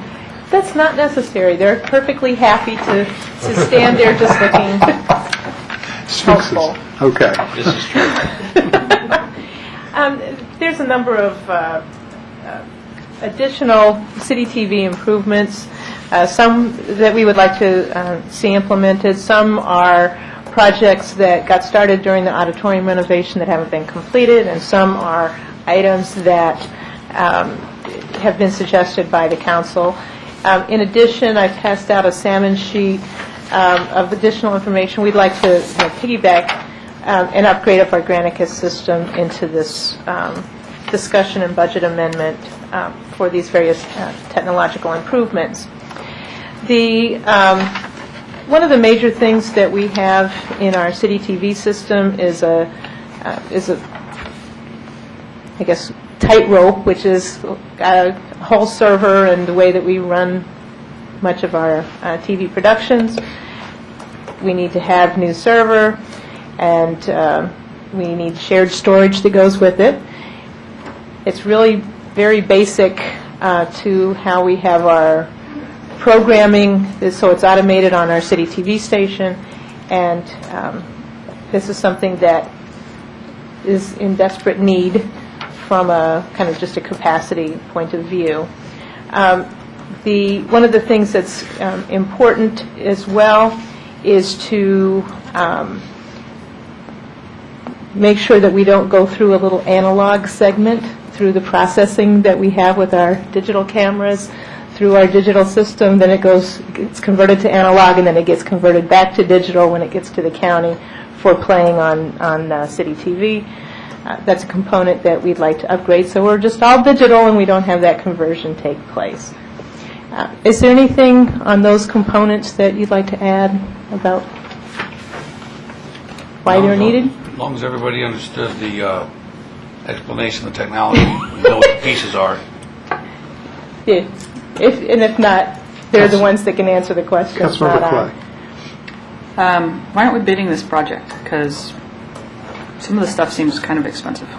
The tightrope equipment is equipment that we already have, and so this would be kind of the completion of that system. Is there some other? Well, we've been maintaining and modifying the system for 12 or 13 years now, where the only area people authorized by tightrope anyway. We have intimate knowledge of your system, and we have ongoing relationships with you guys about how to deal with it. We've designed this upgrade to prevent some of the problems that you've been having, some of the freezes, some of the control issues, some of the lack of redundancy issues, and the sole source would guarantee continuity in the documentation and the service. But it's essentially, we have the tightrope equipment, so this is kind of completion with the same equipment. So that flows through the lobby digital display, the No, shared there's storage? there's some different components here, and I'm happy to talk about the different components. But the tightrope upgrade and the shared storage and the digital conversion are related. Okay. It just seems like you could bid it. You're not required to take the lowest bid. You get more information about some of the other pieces, and if the explanation for taking what's the name of the company? I'll get it. It's down here. The contract video specialist is that they maintain the current materials, and there's some other advantage to using them that makes sense, but it seems like some of the stuff is kind of expensive. It's hard for me to believe that it costs $9,000 to switch out these buttons. We haven't gotten to those yet. Wait a minute. Are we just doing one item at a time? We were doing the three that were linked. The three that were linked. I'm sorry, I skipped around just a little bit. The lobby digital display was a component that which puts a monitor in the lobby so that we can have information about activities that are going on in the community center as an information. It'll also have city TV displayed. It has segments on the screen that allow us to broadcast emergency messages and those kinds of things. It's something that we'd wanted to have all along and just hadn't gotten around to it as part of the auditorium work. And this isn't just stick a flat screen on the wall and give No, put a it's wire to fairly it, call it quits. sophisticated in terms of the various components that go into it. The concept is that the schedule for the building is part of a computer database already, so that it gets updated and runs automatically, so that we don't have to type things in all the time or move things along or have something out of date. So it's a fairly once you get it going, it takes care of itself. Councilmember Wright, you have a question? Just on the storage, the shared storage, well, first I agree that we should bid it out and understand the trade-offs between sole sourcing or using the current vendor or going somewhere else. The second is just on the shared storage, is that backed up, like remotely or somewhere? Currently, you have a large RAID array that's full. The television staff has been offloading older and unused pieces, buying several USB drives, and that stuff is not backed up. This is a RAID array. It's backed up within itself. It's not backed up anywhere else, and this guarantees that it helps ensure that the data won't be lost if there's a failure. Right now, you're in some precarious places because they don't have this increased storage. While we're at it, we're going to share the storage with the video editor so they can work more efficiently. But we do run the risk of if we had a fire internally in the building and that was damaged, then we would lose whatever is on there, correct? I don't know where if you long archived this, what's on the servers or not. Yeah, we would lose it if it's in the building because it would be in the building. So. And that's like all the TV history, or what is in there? Yes, everything, every footage that we have. We do have the Granicus off-site connections for the things that are recorded for this council and things that are on that system. So that's in San Francisco or wherever they store it. So those things are backed up there. Do we have off-site for the network in general? For the video network, I'm not sure. No. I'm just thinking about all of the stuff that isn't connected with Granicus or TV. Well, I'm not sure. We'll double check. Abel left, so Sorry. Just because it's like, well, gee, if we're worried about it in one area, what about other areas? right. And Councilmember Snipper, you had a question?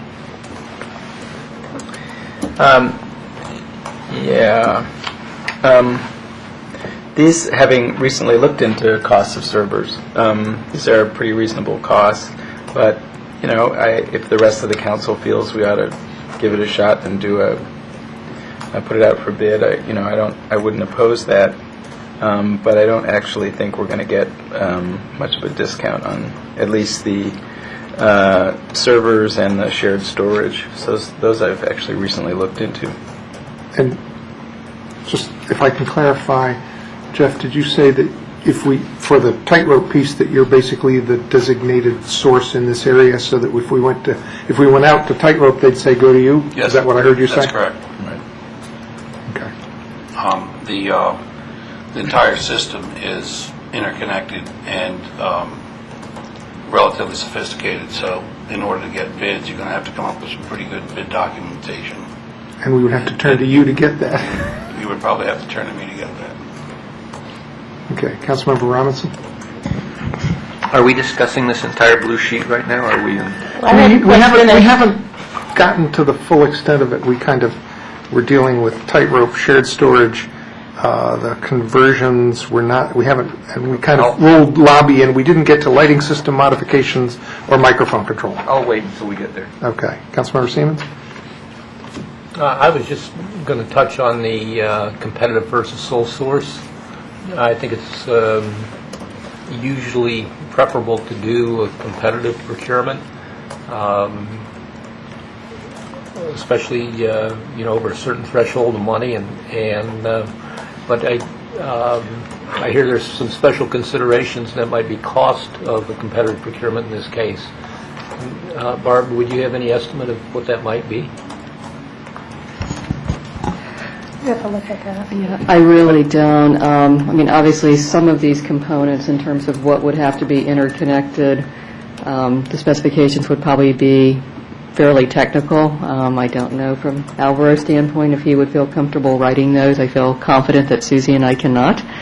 One of the things I would say is anytime we have I make a recommendation for a sole source procurement, that is something I run by the city attorney's office, and I can assure this council that Linda Perlman is a very tough nut to crack on that, and will put staff through their paces. I think our sense right now is that much of this would qualify, but certainly that's something I would be running by Linda before I would bring it to the council. Yeah, and of course, as you know, qualifying and isn't the only hurdle we have to go over. That's correct. And if I can just add on that what I thought of with this conversation was back to when I bought a vehicle 16 years ago, and I wanted to add an alarm system.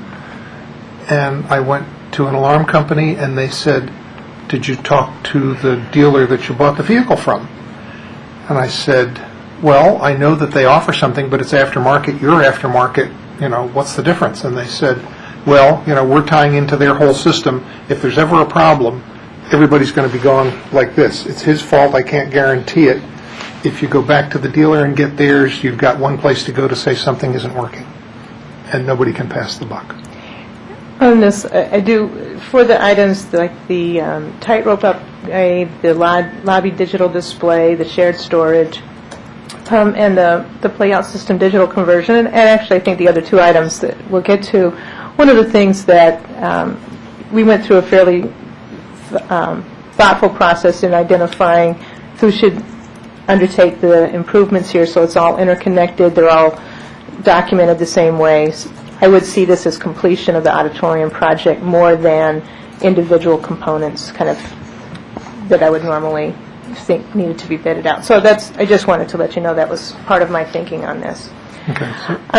So why don't we, there were two other council members who had comments or questions, and then we'll add in those other two pieces, and then we'll kind of try and wrap this up, and we'll deal with the sole source question after we get those two pieces into it. Councilmember Schultz. Yeah, I just wanted to say that, in principle, I think the council is right to always encourage staff to bid things out. But given the pricing on some of these things, if you did that, you might save a couple $1,000s here and a couple $1,000s there. When you figure, but the thing I would wonder then is how much time staff time did we spend preparing these specifications, advertising the bids, waiting for the bids to come in, reviewing the bids, then working with the different vendor to make sure that we understand that what we ask for is what they bid on, and all of that. And by the time we get done, we may have spent more money on our staff's time, which is not free. There's a question, Barb? Yeah, it sounds like someone's knocking. Yeah. It was somewhere out in the lobby. I'm not sure what that was about. Huh. I don't know. Maybe it's Mr. Wind. Anyway, I just, so that while we may be interested in maintaining the principle of that we may end up costing us more money than we're going to save. I don't know whether that's true or not, but I think that's just a possibility. Councilmember Robinson.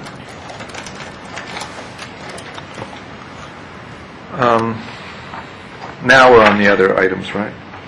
I haven't done that. We're almost there. Well, I think my... Okay, your light was left over waiting for those. Okay. I'll come back I'll to me. table my recognition of you, Oh, good. Yeah, do we have to vote on the tabling? and if the deputy city manager wants to get the other two out there on the table so that I can then go to Councilmember Robinson first. Sure.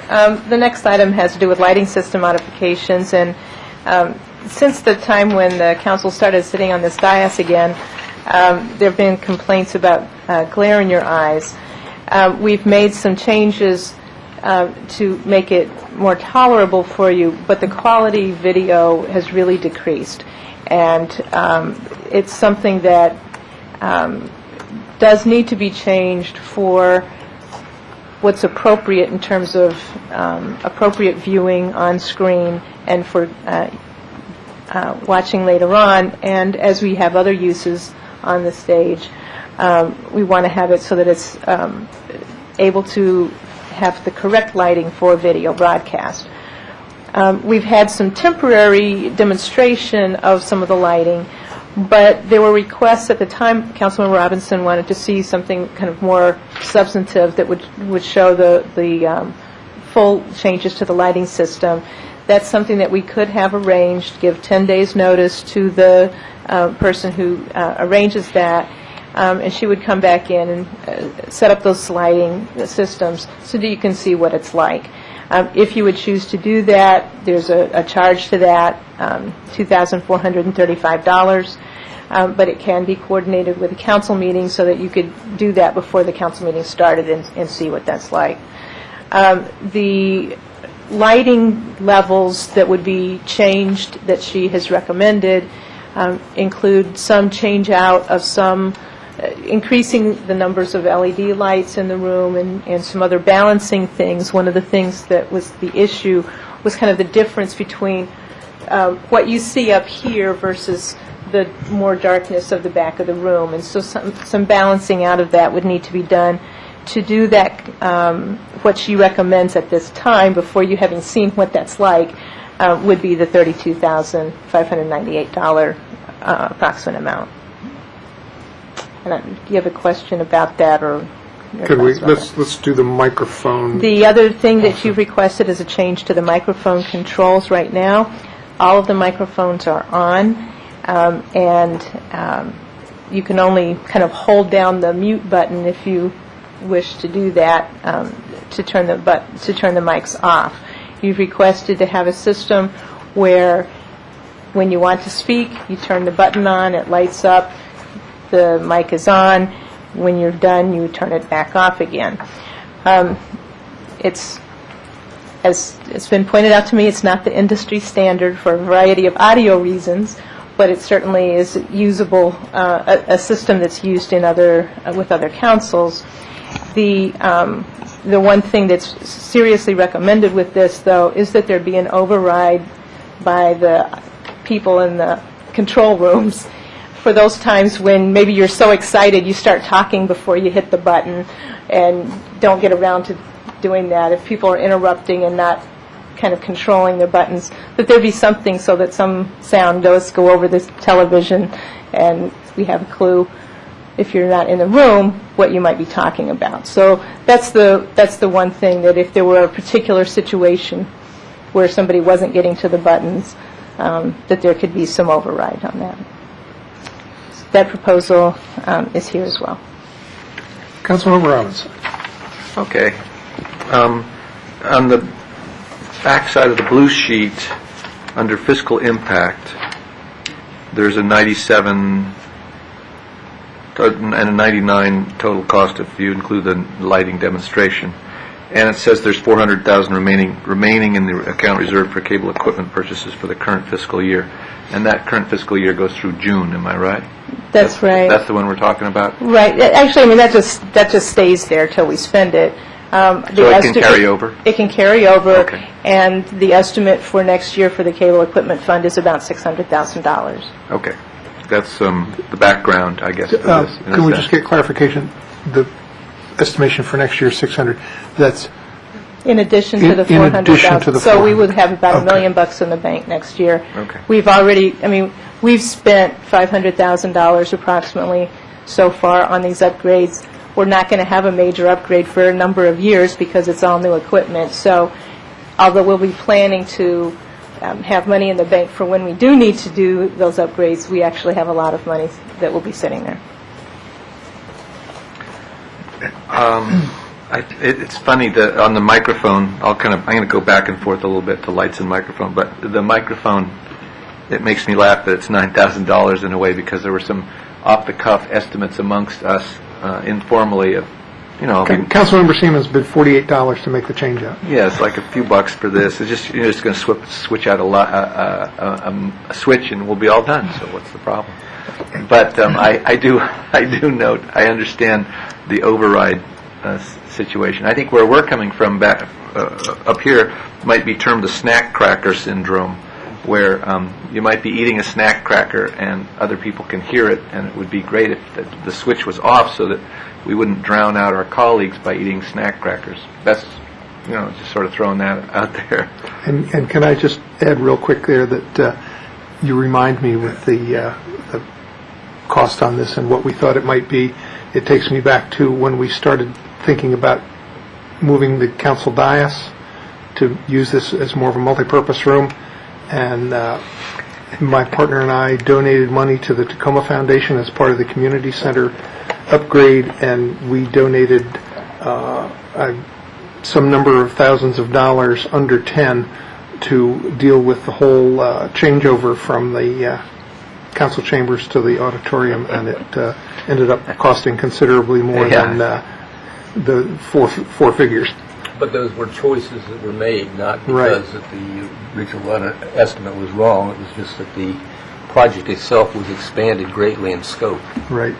Now I'll talk a little bit about the lights, or I'll ask some questions. I see a lot of lights up here, and I'm assuming there's a light board somewhere. Is the light board back there? There's actually more than one, but one of them's back there, yes. So does the one back there control all these lights if appropriately rigged? No. The one in the back is intended for the theatrical music type events that take place in here. They don't control the TV lighting. That's done on purpose so that when there's other places to turn on the TV lighting, when the TV lighting's turned on, it works every time. Okay. They keep it out of the hands of the people that are doing the entertainment. I'm with you. What percentage of these lights are TV and which percentage are theatrical? About half of them are TV. Half of them are TV. In the front row here, everything on the stage is TV. Everything on the stage is TV? Yeah. All these hanging ones? The LEDs are not. All the white ones are. Are TV? Yes, are TV. But not theatrical? No. They're set up so that the white requirements for the cameras and the TV lighting would be appropriate, and if we were to allow theatrical people to start messing with them, they wouldn't be set from Monday to Monday to Monday. Okay, and for the TV lighting, and then I'm seeing these 6 right up top here, and these 5 back here, and maybe half of the ones up there. The group at the center. Group in the center, and those are the ones when we first started sitting up here were very bright. Yes. I don't remember ever seeing these white ones on. They've been on in their eyes and over here. Okay. And those are in the back. Right, it's a lot of light, and I remember how bright it was when we first started sitting up here, and that was our concern in the beginning. So, does this $32,000 replace these lights, or does it put some more lights in place, or what? It puts several more lights in place, and that's most of the cost. The issue is these were laid out by someone who did theatrical lighting, and the lights are theatrical instruments. They weren't intended for TV. There's cross usage for them, but there's basically a light on each one of you, 5 lights across the back, but there's 1 light per person up there. So it's a single point source of light, and it's shooting right in your eyes and makes you want to put on a baseball cap. What they intend to put up are softer lights, much like the LEDs that you see there, and more than 1 pointed per person and more than 1 person, so it's more of a field. You'll get multiple points. It'll be softer lighting. What will happen to these lights? They'll either be repurposed or reused, either repurposed for theatrical purposes or reused in the lighting plan. There's some lighting down here for when there's a table for people to come up and testify in a panel format. Of currently they're not lit at all, so those will probably get reused for that. I don't know all the details, but there won't be a waste as far Rough as I know. sketch. I'm just trying to get the kind of the lay of the land here. So if they were repurposed for theatrical, they would be controlled from the back? Yes. So part of this is to rewire the lights, all the different lights, and get it straight so that the theatrical lights are appropriately controlled from the house, so that when theaters happen in here, then you can light the theater stuff. Right. I've come to several concerts here, and I've noticed some LED lights come on. Those are the square ones back there. They're actually going to put some more out front. Okay. And they'll be multicolor. So if you notice, those were silhouettes. They were behind the people. They're going to put some out here that'll be front lights, so you can get a nice LED wash, red wash, or different color washes that's brighter, fills the entire stage rather than just backlights. Okay, so I'm just the 32,000. I was feeling a little like 32,000, so that we can get lit a little more for our on-stage appearance here. Seemed a little high to me. But now that you describe how these lights are going to be repurposed and some other lights that are softer would be put up here, it gives me a little more. Puts my my fiscal heart at a little more ease. At ease. Matches your fiscal and your physical sense. Yeah, my physical and my fiscal. So thank you. Council member, I had these written down here. Councilmember Clay. Did your company do the lighting design? No, we didn't. The architect that designed the building did it. Well, that's probably good for you tonight. Did your company design the buttons? Yes, we did. Okay. Based on the criteria of the design through committees and other criteria at the time, yes, we did. From what committees? The previous manager of the technology in the building and the other people involved on the design side. You weren't anticipated in that, but we did talk about it with all the technical people. What we put in is basically a cough switch, which is a standard thing to put in a television environment, and that's what you're looking at. You push the button if you need to speak with the person next to you, or they would push it off as well, and hold it down just for the moment, so you don't have the mistake of speaking and not being heard on television or on the PA system. I know how it works, but it's not really very functional for us. And my frustration is that I feel like we expressed that before, and nothing happened. And so we're kind of here with these, and I like to make snarky side comments to the guys on each side of me, and I can't hold down all the buttons at the same time. But seriously, it's disruptive. That's right. It's disruptive, and I feel like we asked for something different in the beginning, but we still got these buttons. The thing about the lights is that, this seems like it's an issue with the lighting designer, that they didn't anticipate the environment that we would be in. And so it's sort of frustrating then. It's good to hear that we won't be taking down lights and selling them on eBay, and that we have other purposes for them and we have additional lighting needs, but it's frustrating to hear that we have to pay to get a demonstration of the lighting, because I would think that the people that we hired to do this are professionals who should have some understanding of what the lighting design is, and part of that should be to test out the lights. I used to work in the theater, and we would do a lighting design, and then we would test it out, and that was part of what you did when you got ready for your light show. And after a while of doing it, you had a pretty good sense of how hot lights were, and what the glare issues were, and those kinds of things. So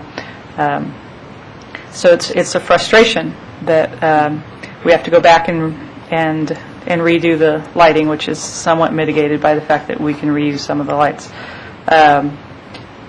But the $10,000 to swap out or $9,000 to swap out 9 buttons at $1,000 a button, I can't buy that. Yeah, it's nothing that you're going to say that's going to make me buy that it should take $10,000 to replace these 9 buttons with a on-off switch instead of a cup switch. Well, the system is more than that. You want a light to be able to see if the thing is on or off, whether you turn it on or whether you turn it off. So we need to add a light. That's part of the system. Also being able to control it from somewhere else, and in the event that you accidentally leave it on or off, so that the operators can override it. That requires some modules so that they can talk between the control rooms in here. And the fact that the dais is movable and plugs into the floor And comes apart. complicates it somewhat. So all those things put together, and some labor. Terry bid $48. I think we should make him do it at that price. We'll take up on it, Terry. And Thank you. does that lead into my... It does. You're next. Great segue, because what I wanted to talk about is that I really think council members are bright enough that we don't need the lights. Okay. Ooh. I think some people beg to differ. By looking at the buttons, just like the ones you have there, you can't tell if it's on or off. That's correct. But they do make lighted buttons. And I suspect that the greatest portion of the cost, though, in your estimate is for the override. Yes. So, would you venture to separate those, or what it would really cost to do the buttons? We could put in buttons with lights for considerably less without the override, but you run the risk of not being able to hear Ms. Clay? Silence on... I give just as an example. Like that's a risk. You run the risk of sending silence, or worse, turning on, leaving the microphone on when you think it's off. It's kind of like we got now. Yeah, it's necessary. It's just annoying. So without somebody that's paying attention to catch you, I think it's a dangerous situation. It can be done. Much less. All right. Thank you. No, I was just using a mute button while I get a pretzel out of the bag. I didn't want to upset Tacoma Park residents. Okay. Who's probably sleeping at the present time. Okay, but I was going to make a comment. Maybe I'll push my button and make a comment. No, I won't push my button and make a comment. My only feeling on all of these is that the extra for the override for the microphones, I'm not sure is really necessary, because in my experience of using the switched microphones in most of the other locales where microphones are used, if somebody starts to speak and their microphone isn't on, their colleagues go, microphone, or somebody reaches over and pushes it for them. And it's pretty easy to tell what's going on with that. You get trained very quickly to remember, it's like you kind of come forward in your chair, hit the switch, and start to talk. So I would be happy not to do that piece of it. Councilmember Robinson. Yeah, I'm okay not doing that piece of it. Also, I would like, given the size of the budget that we're working with here, 400, $1 million, these are large numbers, and I would like at a different time, a later time, to have a presentation about what our strategic goals are for the money that's coming in that we're spending, and how we're doing outreach, and how our television station and the other forms of media that we're working with are promoting us, and what we can expect. Is that reasonable? Yes, I think part of that will be done through the budget, but also the person who is the county's cable coordinator has offered to come and speak with you, too, about how the whole cable franchise system is working, and how we're trying to figure out these various fees as we go forward with the cable companies. So I think it'll be very helpful. It's more than just the fees. It's what services we're providing. And I understand that. I'm just saying that was another aspect, is that she's available to come and speak. Great. We're kind of like a hub of technology here, and we keep getting to be more and more of a hub of technology. So that sounds like an opportunity to me. On which you can't bid. Councilmember Wright. I just want to say I'm in favor of the capability to have us push the buttons and talk as opposed to the setup we have now. That's my big issue. I know that Councilmember Robinson had more concern about the blinding light. I found it a little bit annoying, but supportive of changing that as well. Councilmember Siemens. Thank you. I just would say that if you could bring in the price of the switches without the override system at $48, I'd feel real good.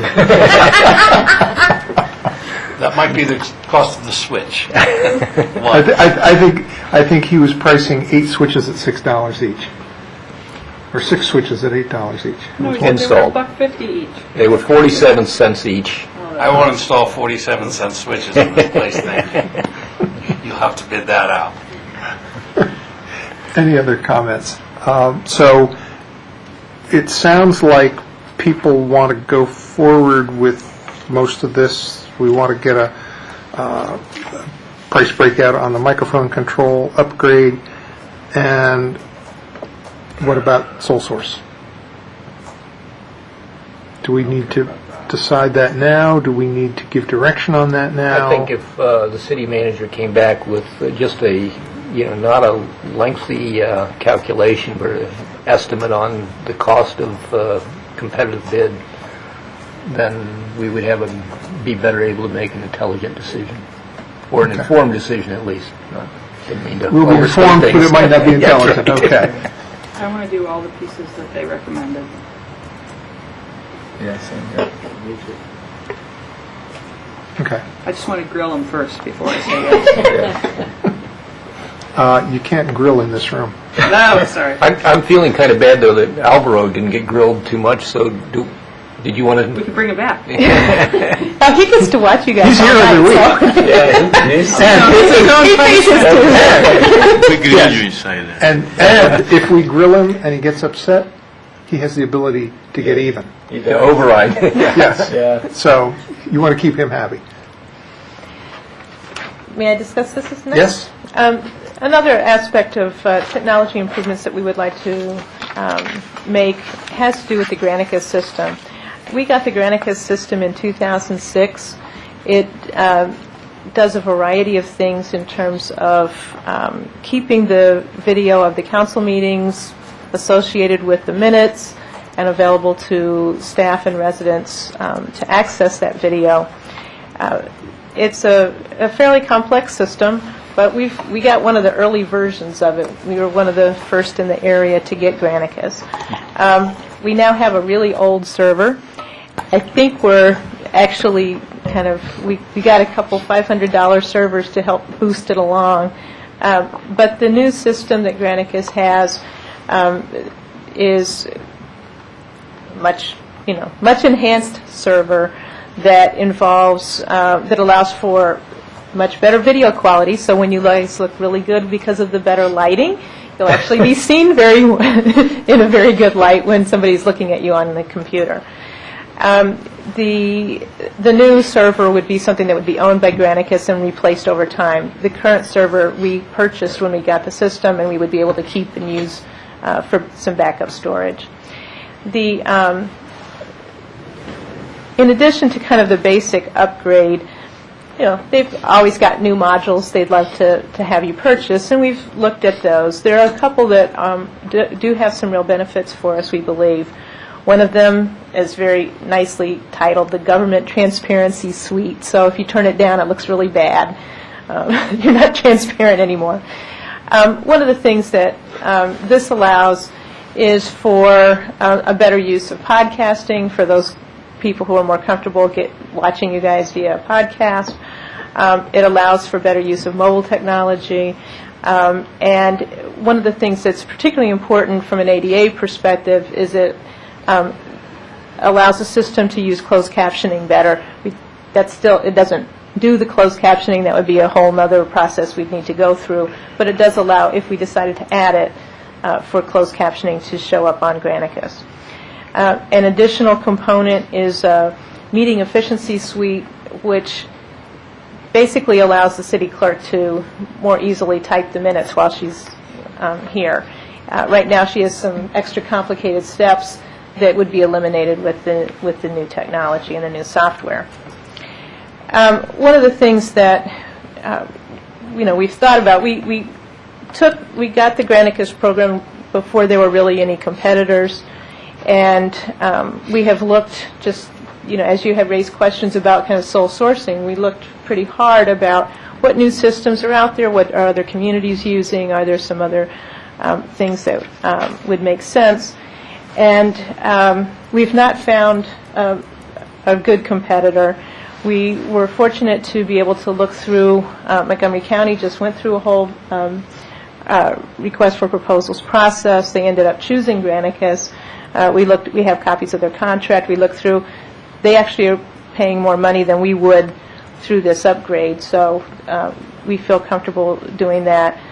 City of College Park also just went to Granicus. So we do feel that, we're just upgrading the technology that we have with the same vendor as we do with a lot of other IT equipment, but we do think that it's also a good choice. If we were to start from scratch, we probably would choose Granicus for the kinds of services they provide. The current cost is $750 a month for the Granicus system, and one of the things I mentioned earlier was that they actually store all of these programs off-site in California and elsewhere, so they're not on our systems. The upgrade would be $510 a month more than the $750 a month, after a one-time cost of $2,525. We have been paying the $750 out of general fund monies. We do feel that it would be justified to pay the upgrade cost and the additional $510 out of the cable equipment budget because it's so integral to our video system. One of the things that I think you raised an issue about, what is our strategic plan? People don't sit around watching cable TV as much anymore, but the use of video has become, is in every way common, and people look at the video on their phones or their iPads or whatever they've got, and so we're finding the video becoming more important rather than just, well, I don't watch cable TV. No, but you're watching us on your phone, and we need to have the staff, videoing the meeting, and we need to have it of a quality that you can see on the kind of mobile device or whatever that you're using. So we do feel that this allows us for the flexibility to move into those areas a little bit better. The costs for the upgrade on the Granicus, again, would be the $2,525 one-time upgrade fee, and then we would be paying $13,440 per year in the upcoming year. And did you consider whether the $750 that we're now paying is a reasonable thing to transfer over to the cable fund? Well, there's some aspects of taking minutes and things that don't really seem directly cable equipment related. So we felt that having some of it not being paid by that was appropriate. Okay. It's a little bit easier just not to switch out the dollars, which is why we've done that. But where the exact breakdown is, I think we could have some discussion about that. Yeah, that seems like a reasonable approach. Questions about this one? People want to go ahead with this? Yes. Yes? Yes? Affirmative. I see everybody's doing a bobblehead. Okay. So thank you. You now have the direction you need to come back for all this? I think so. Thank you very much. Thank you all. Final thing we need to do is to vote to go into closed session. And let me just say it's to discuss matters related to collective bargaining negotiations with ASME and UFCW Local 400 pursuant to annotated Code of Maryland State Government Article Section 10-508A9. And I didn't hear who moved and seconded it to the clerk. Claim. Robinson. That's what I heard. That's what I did. Sure. I did. Whatever. Blame the clerk. All those in favor of that motion, please raise a hand. Any opposed? Everybody raised a hand. That's unanimous. So we will go into closed session, and then that will be it. So we are adjourned.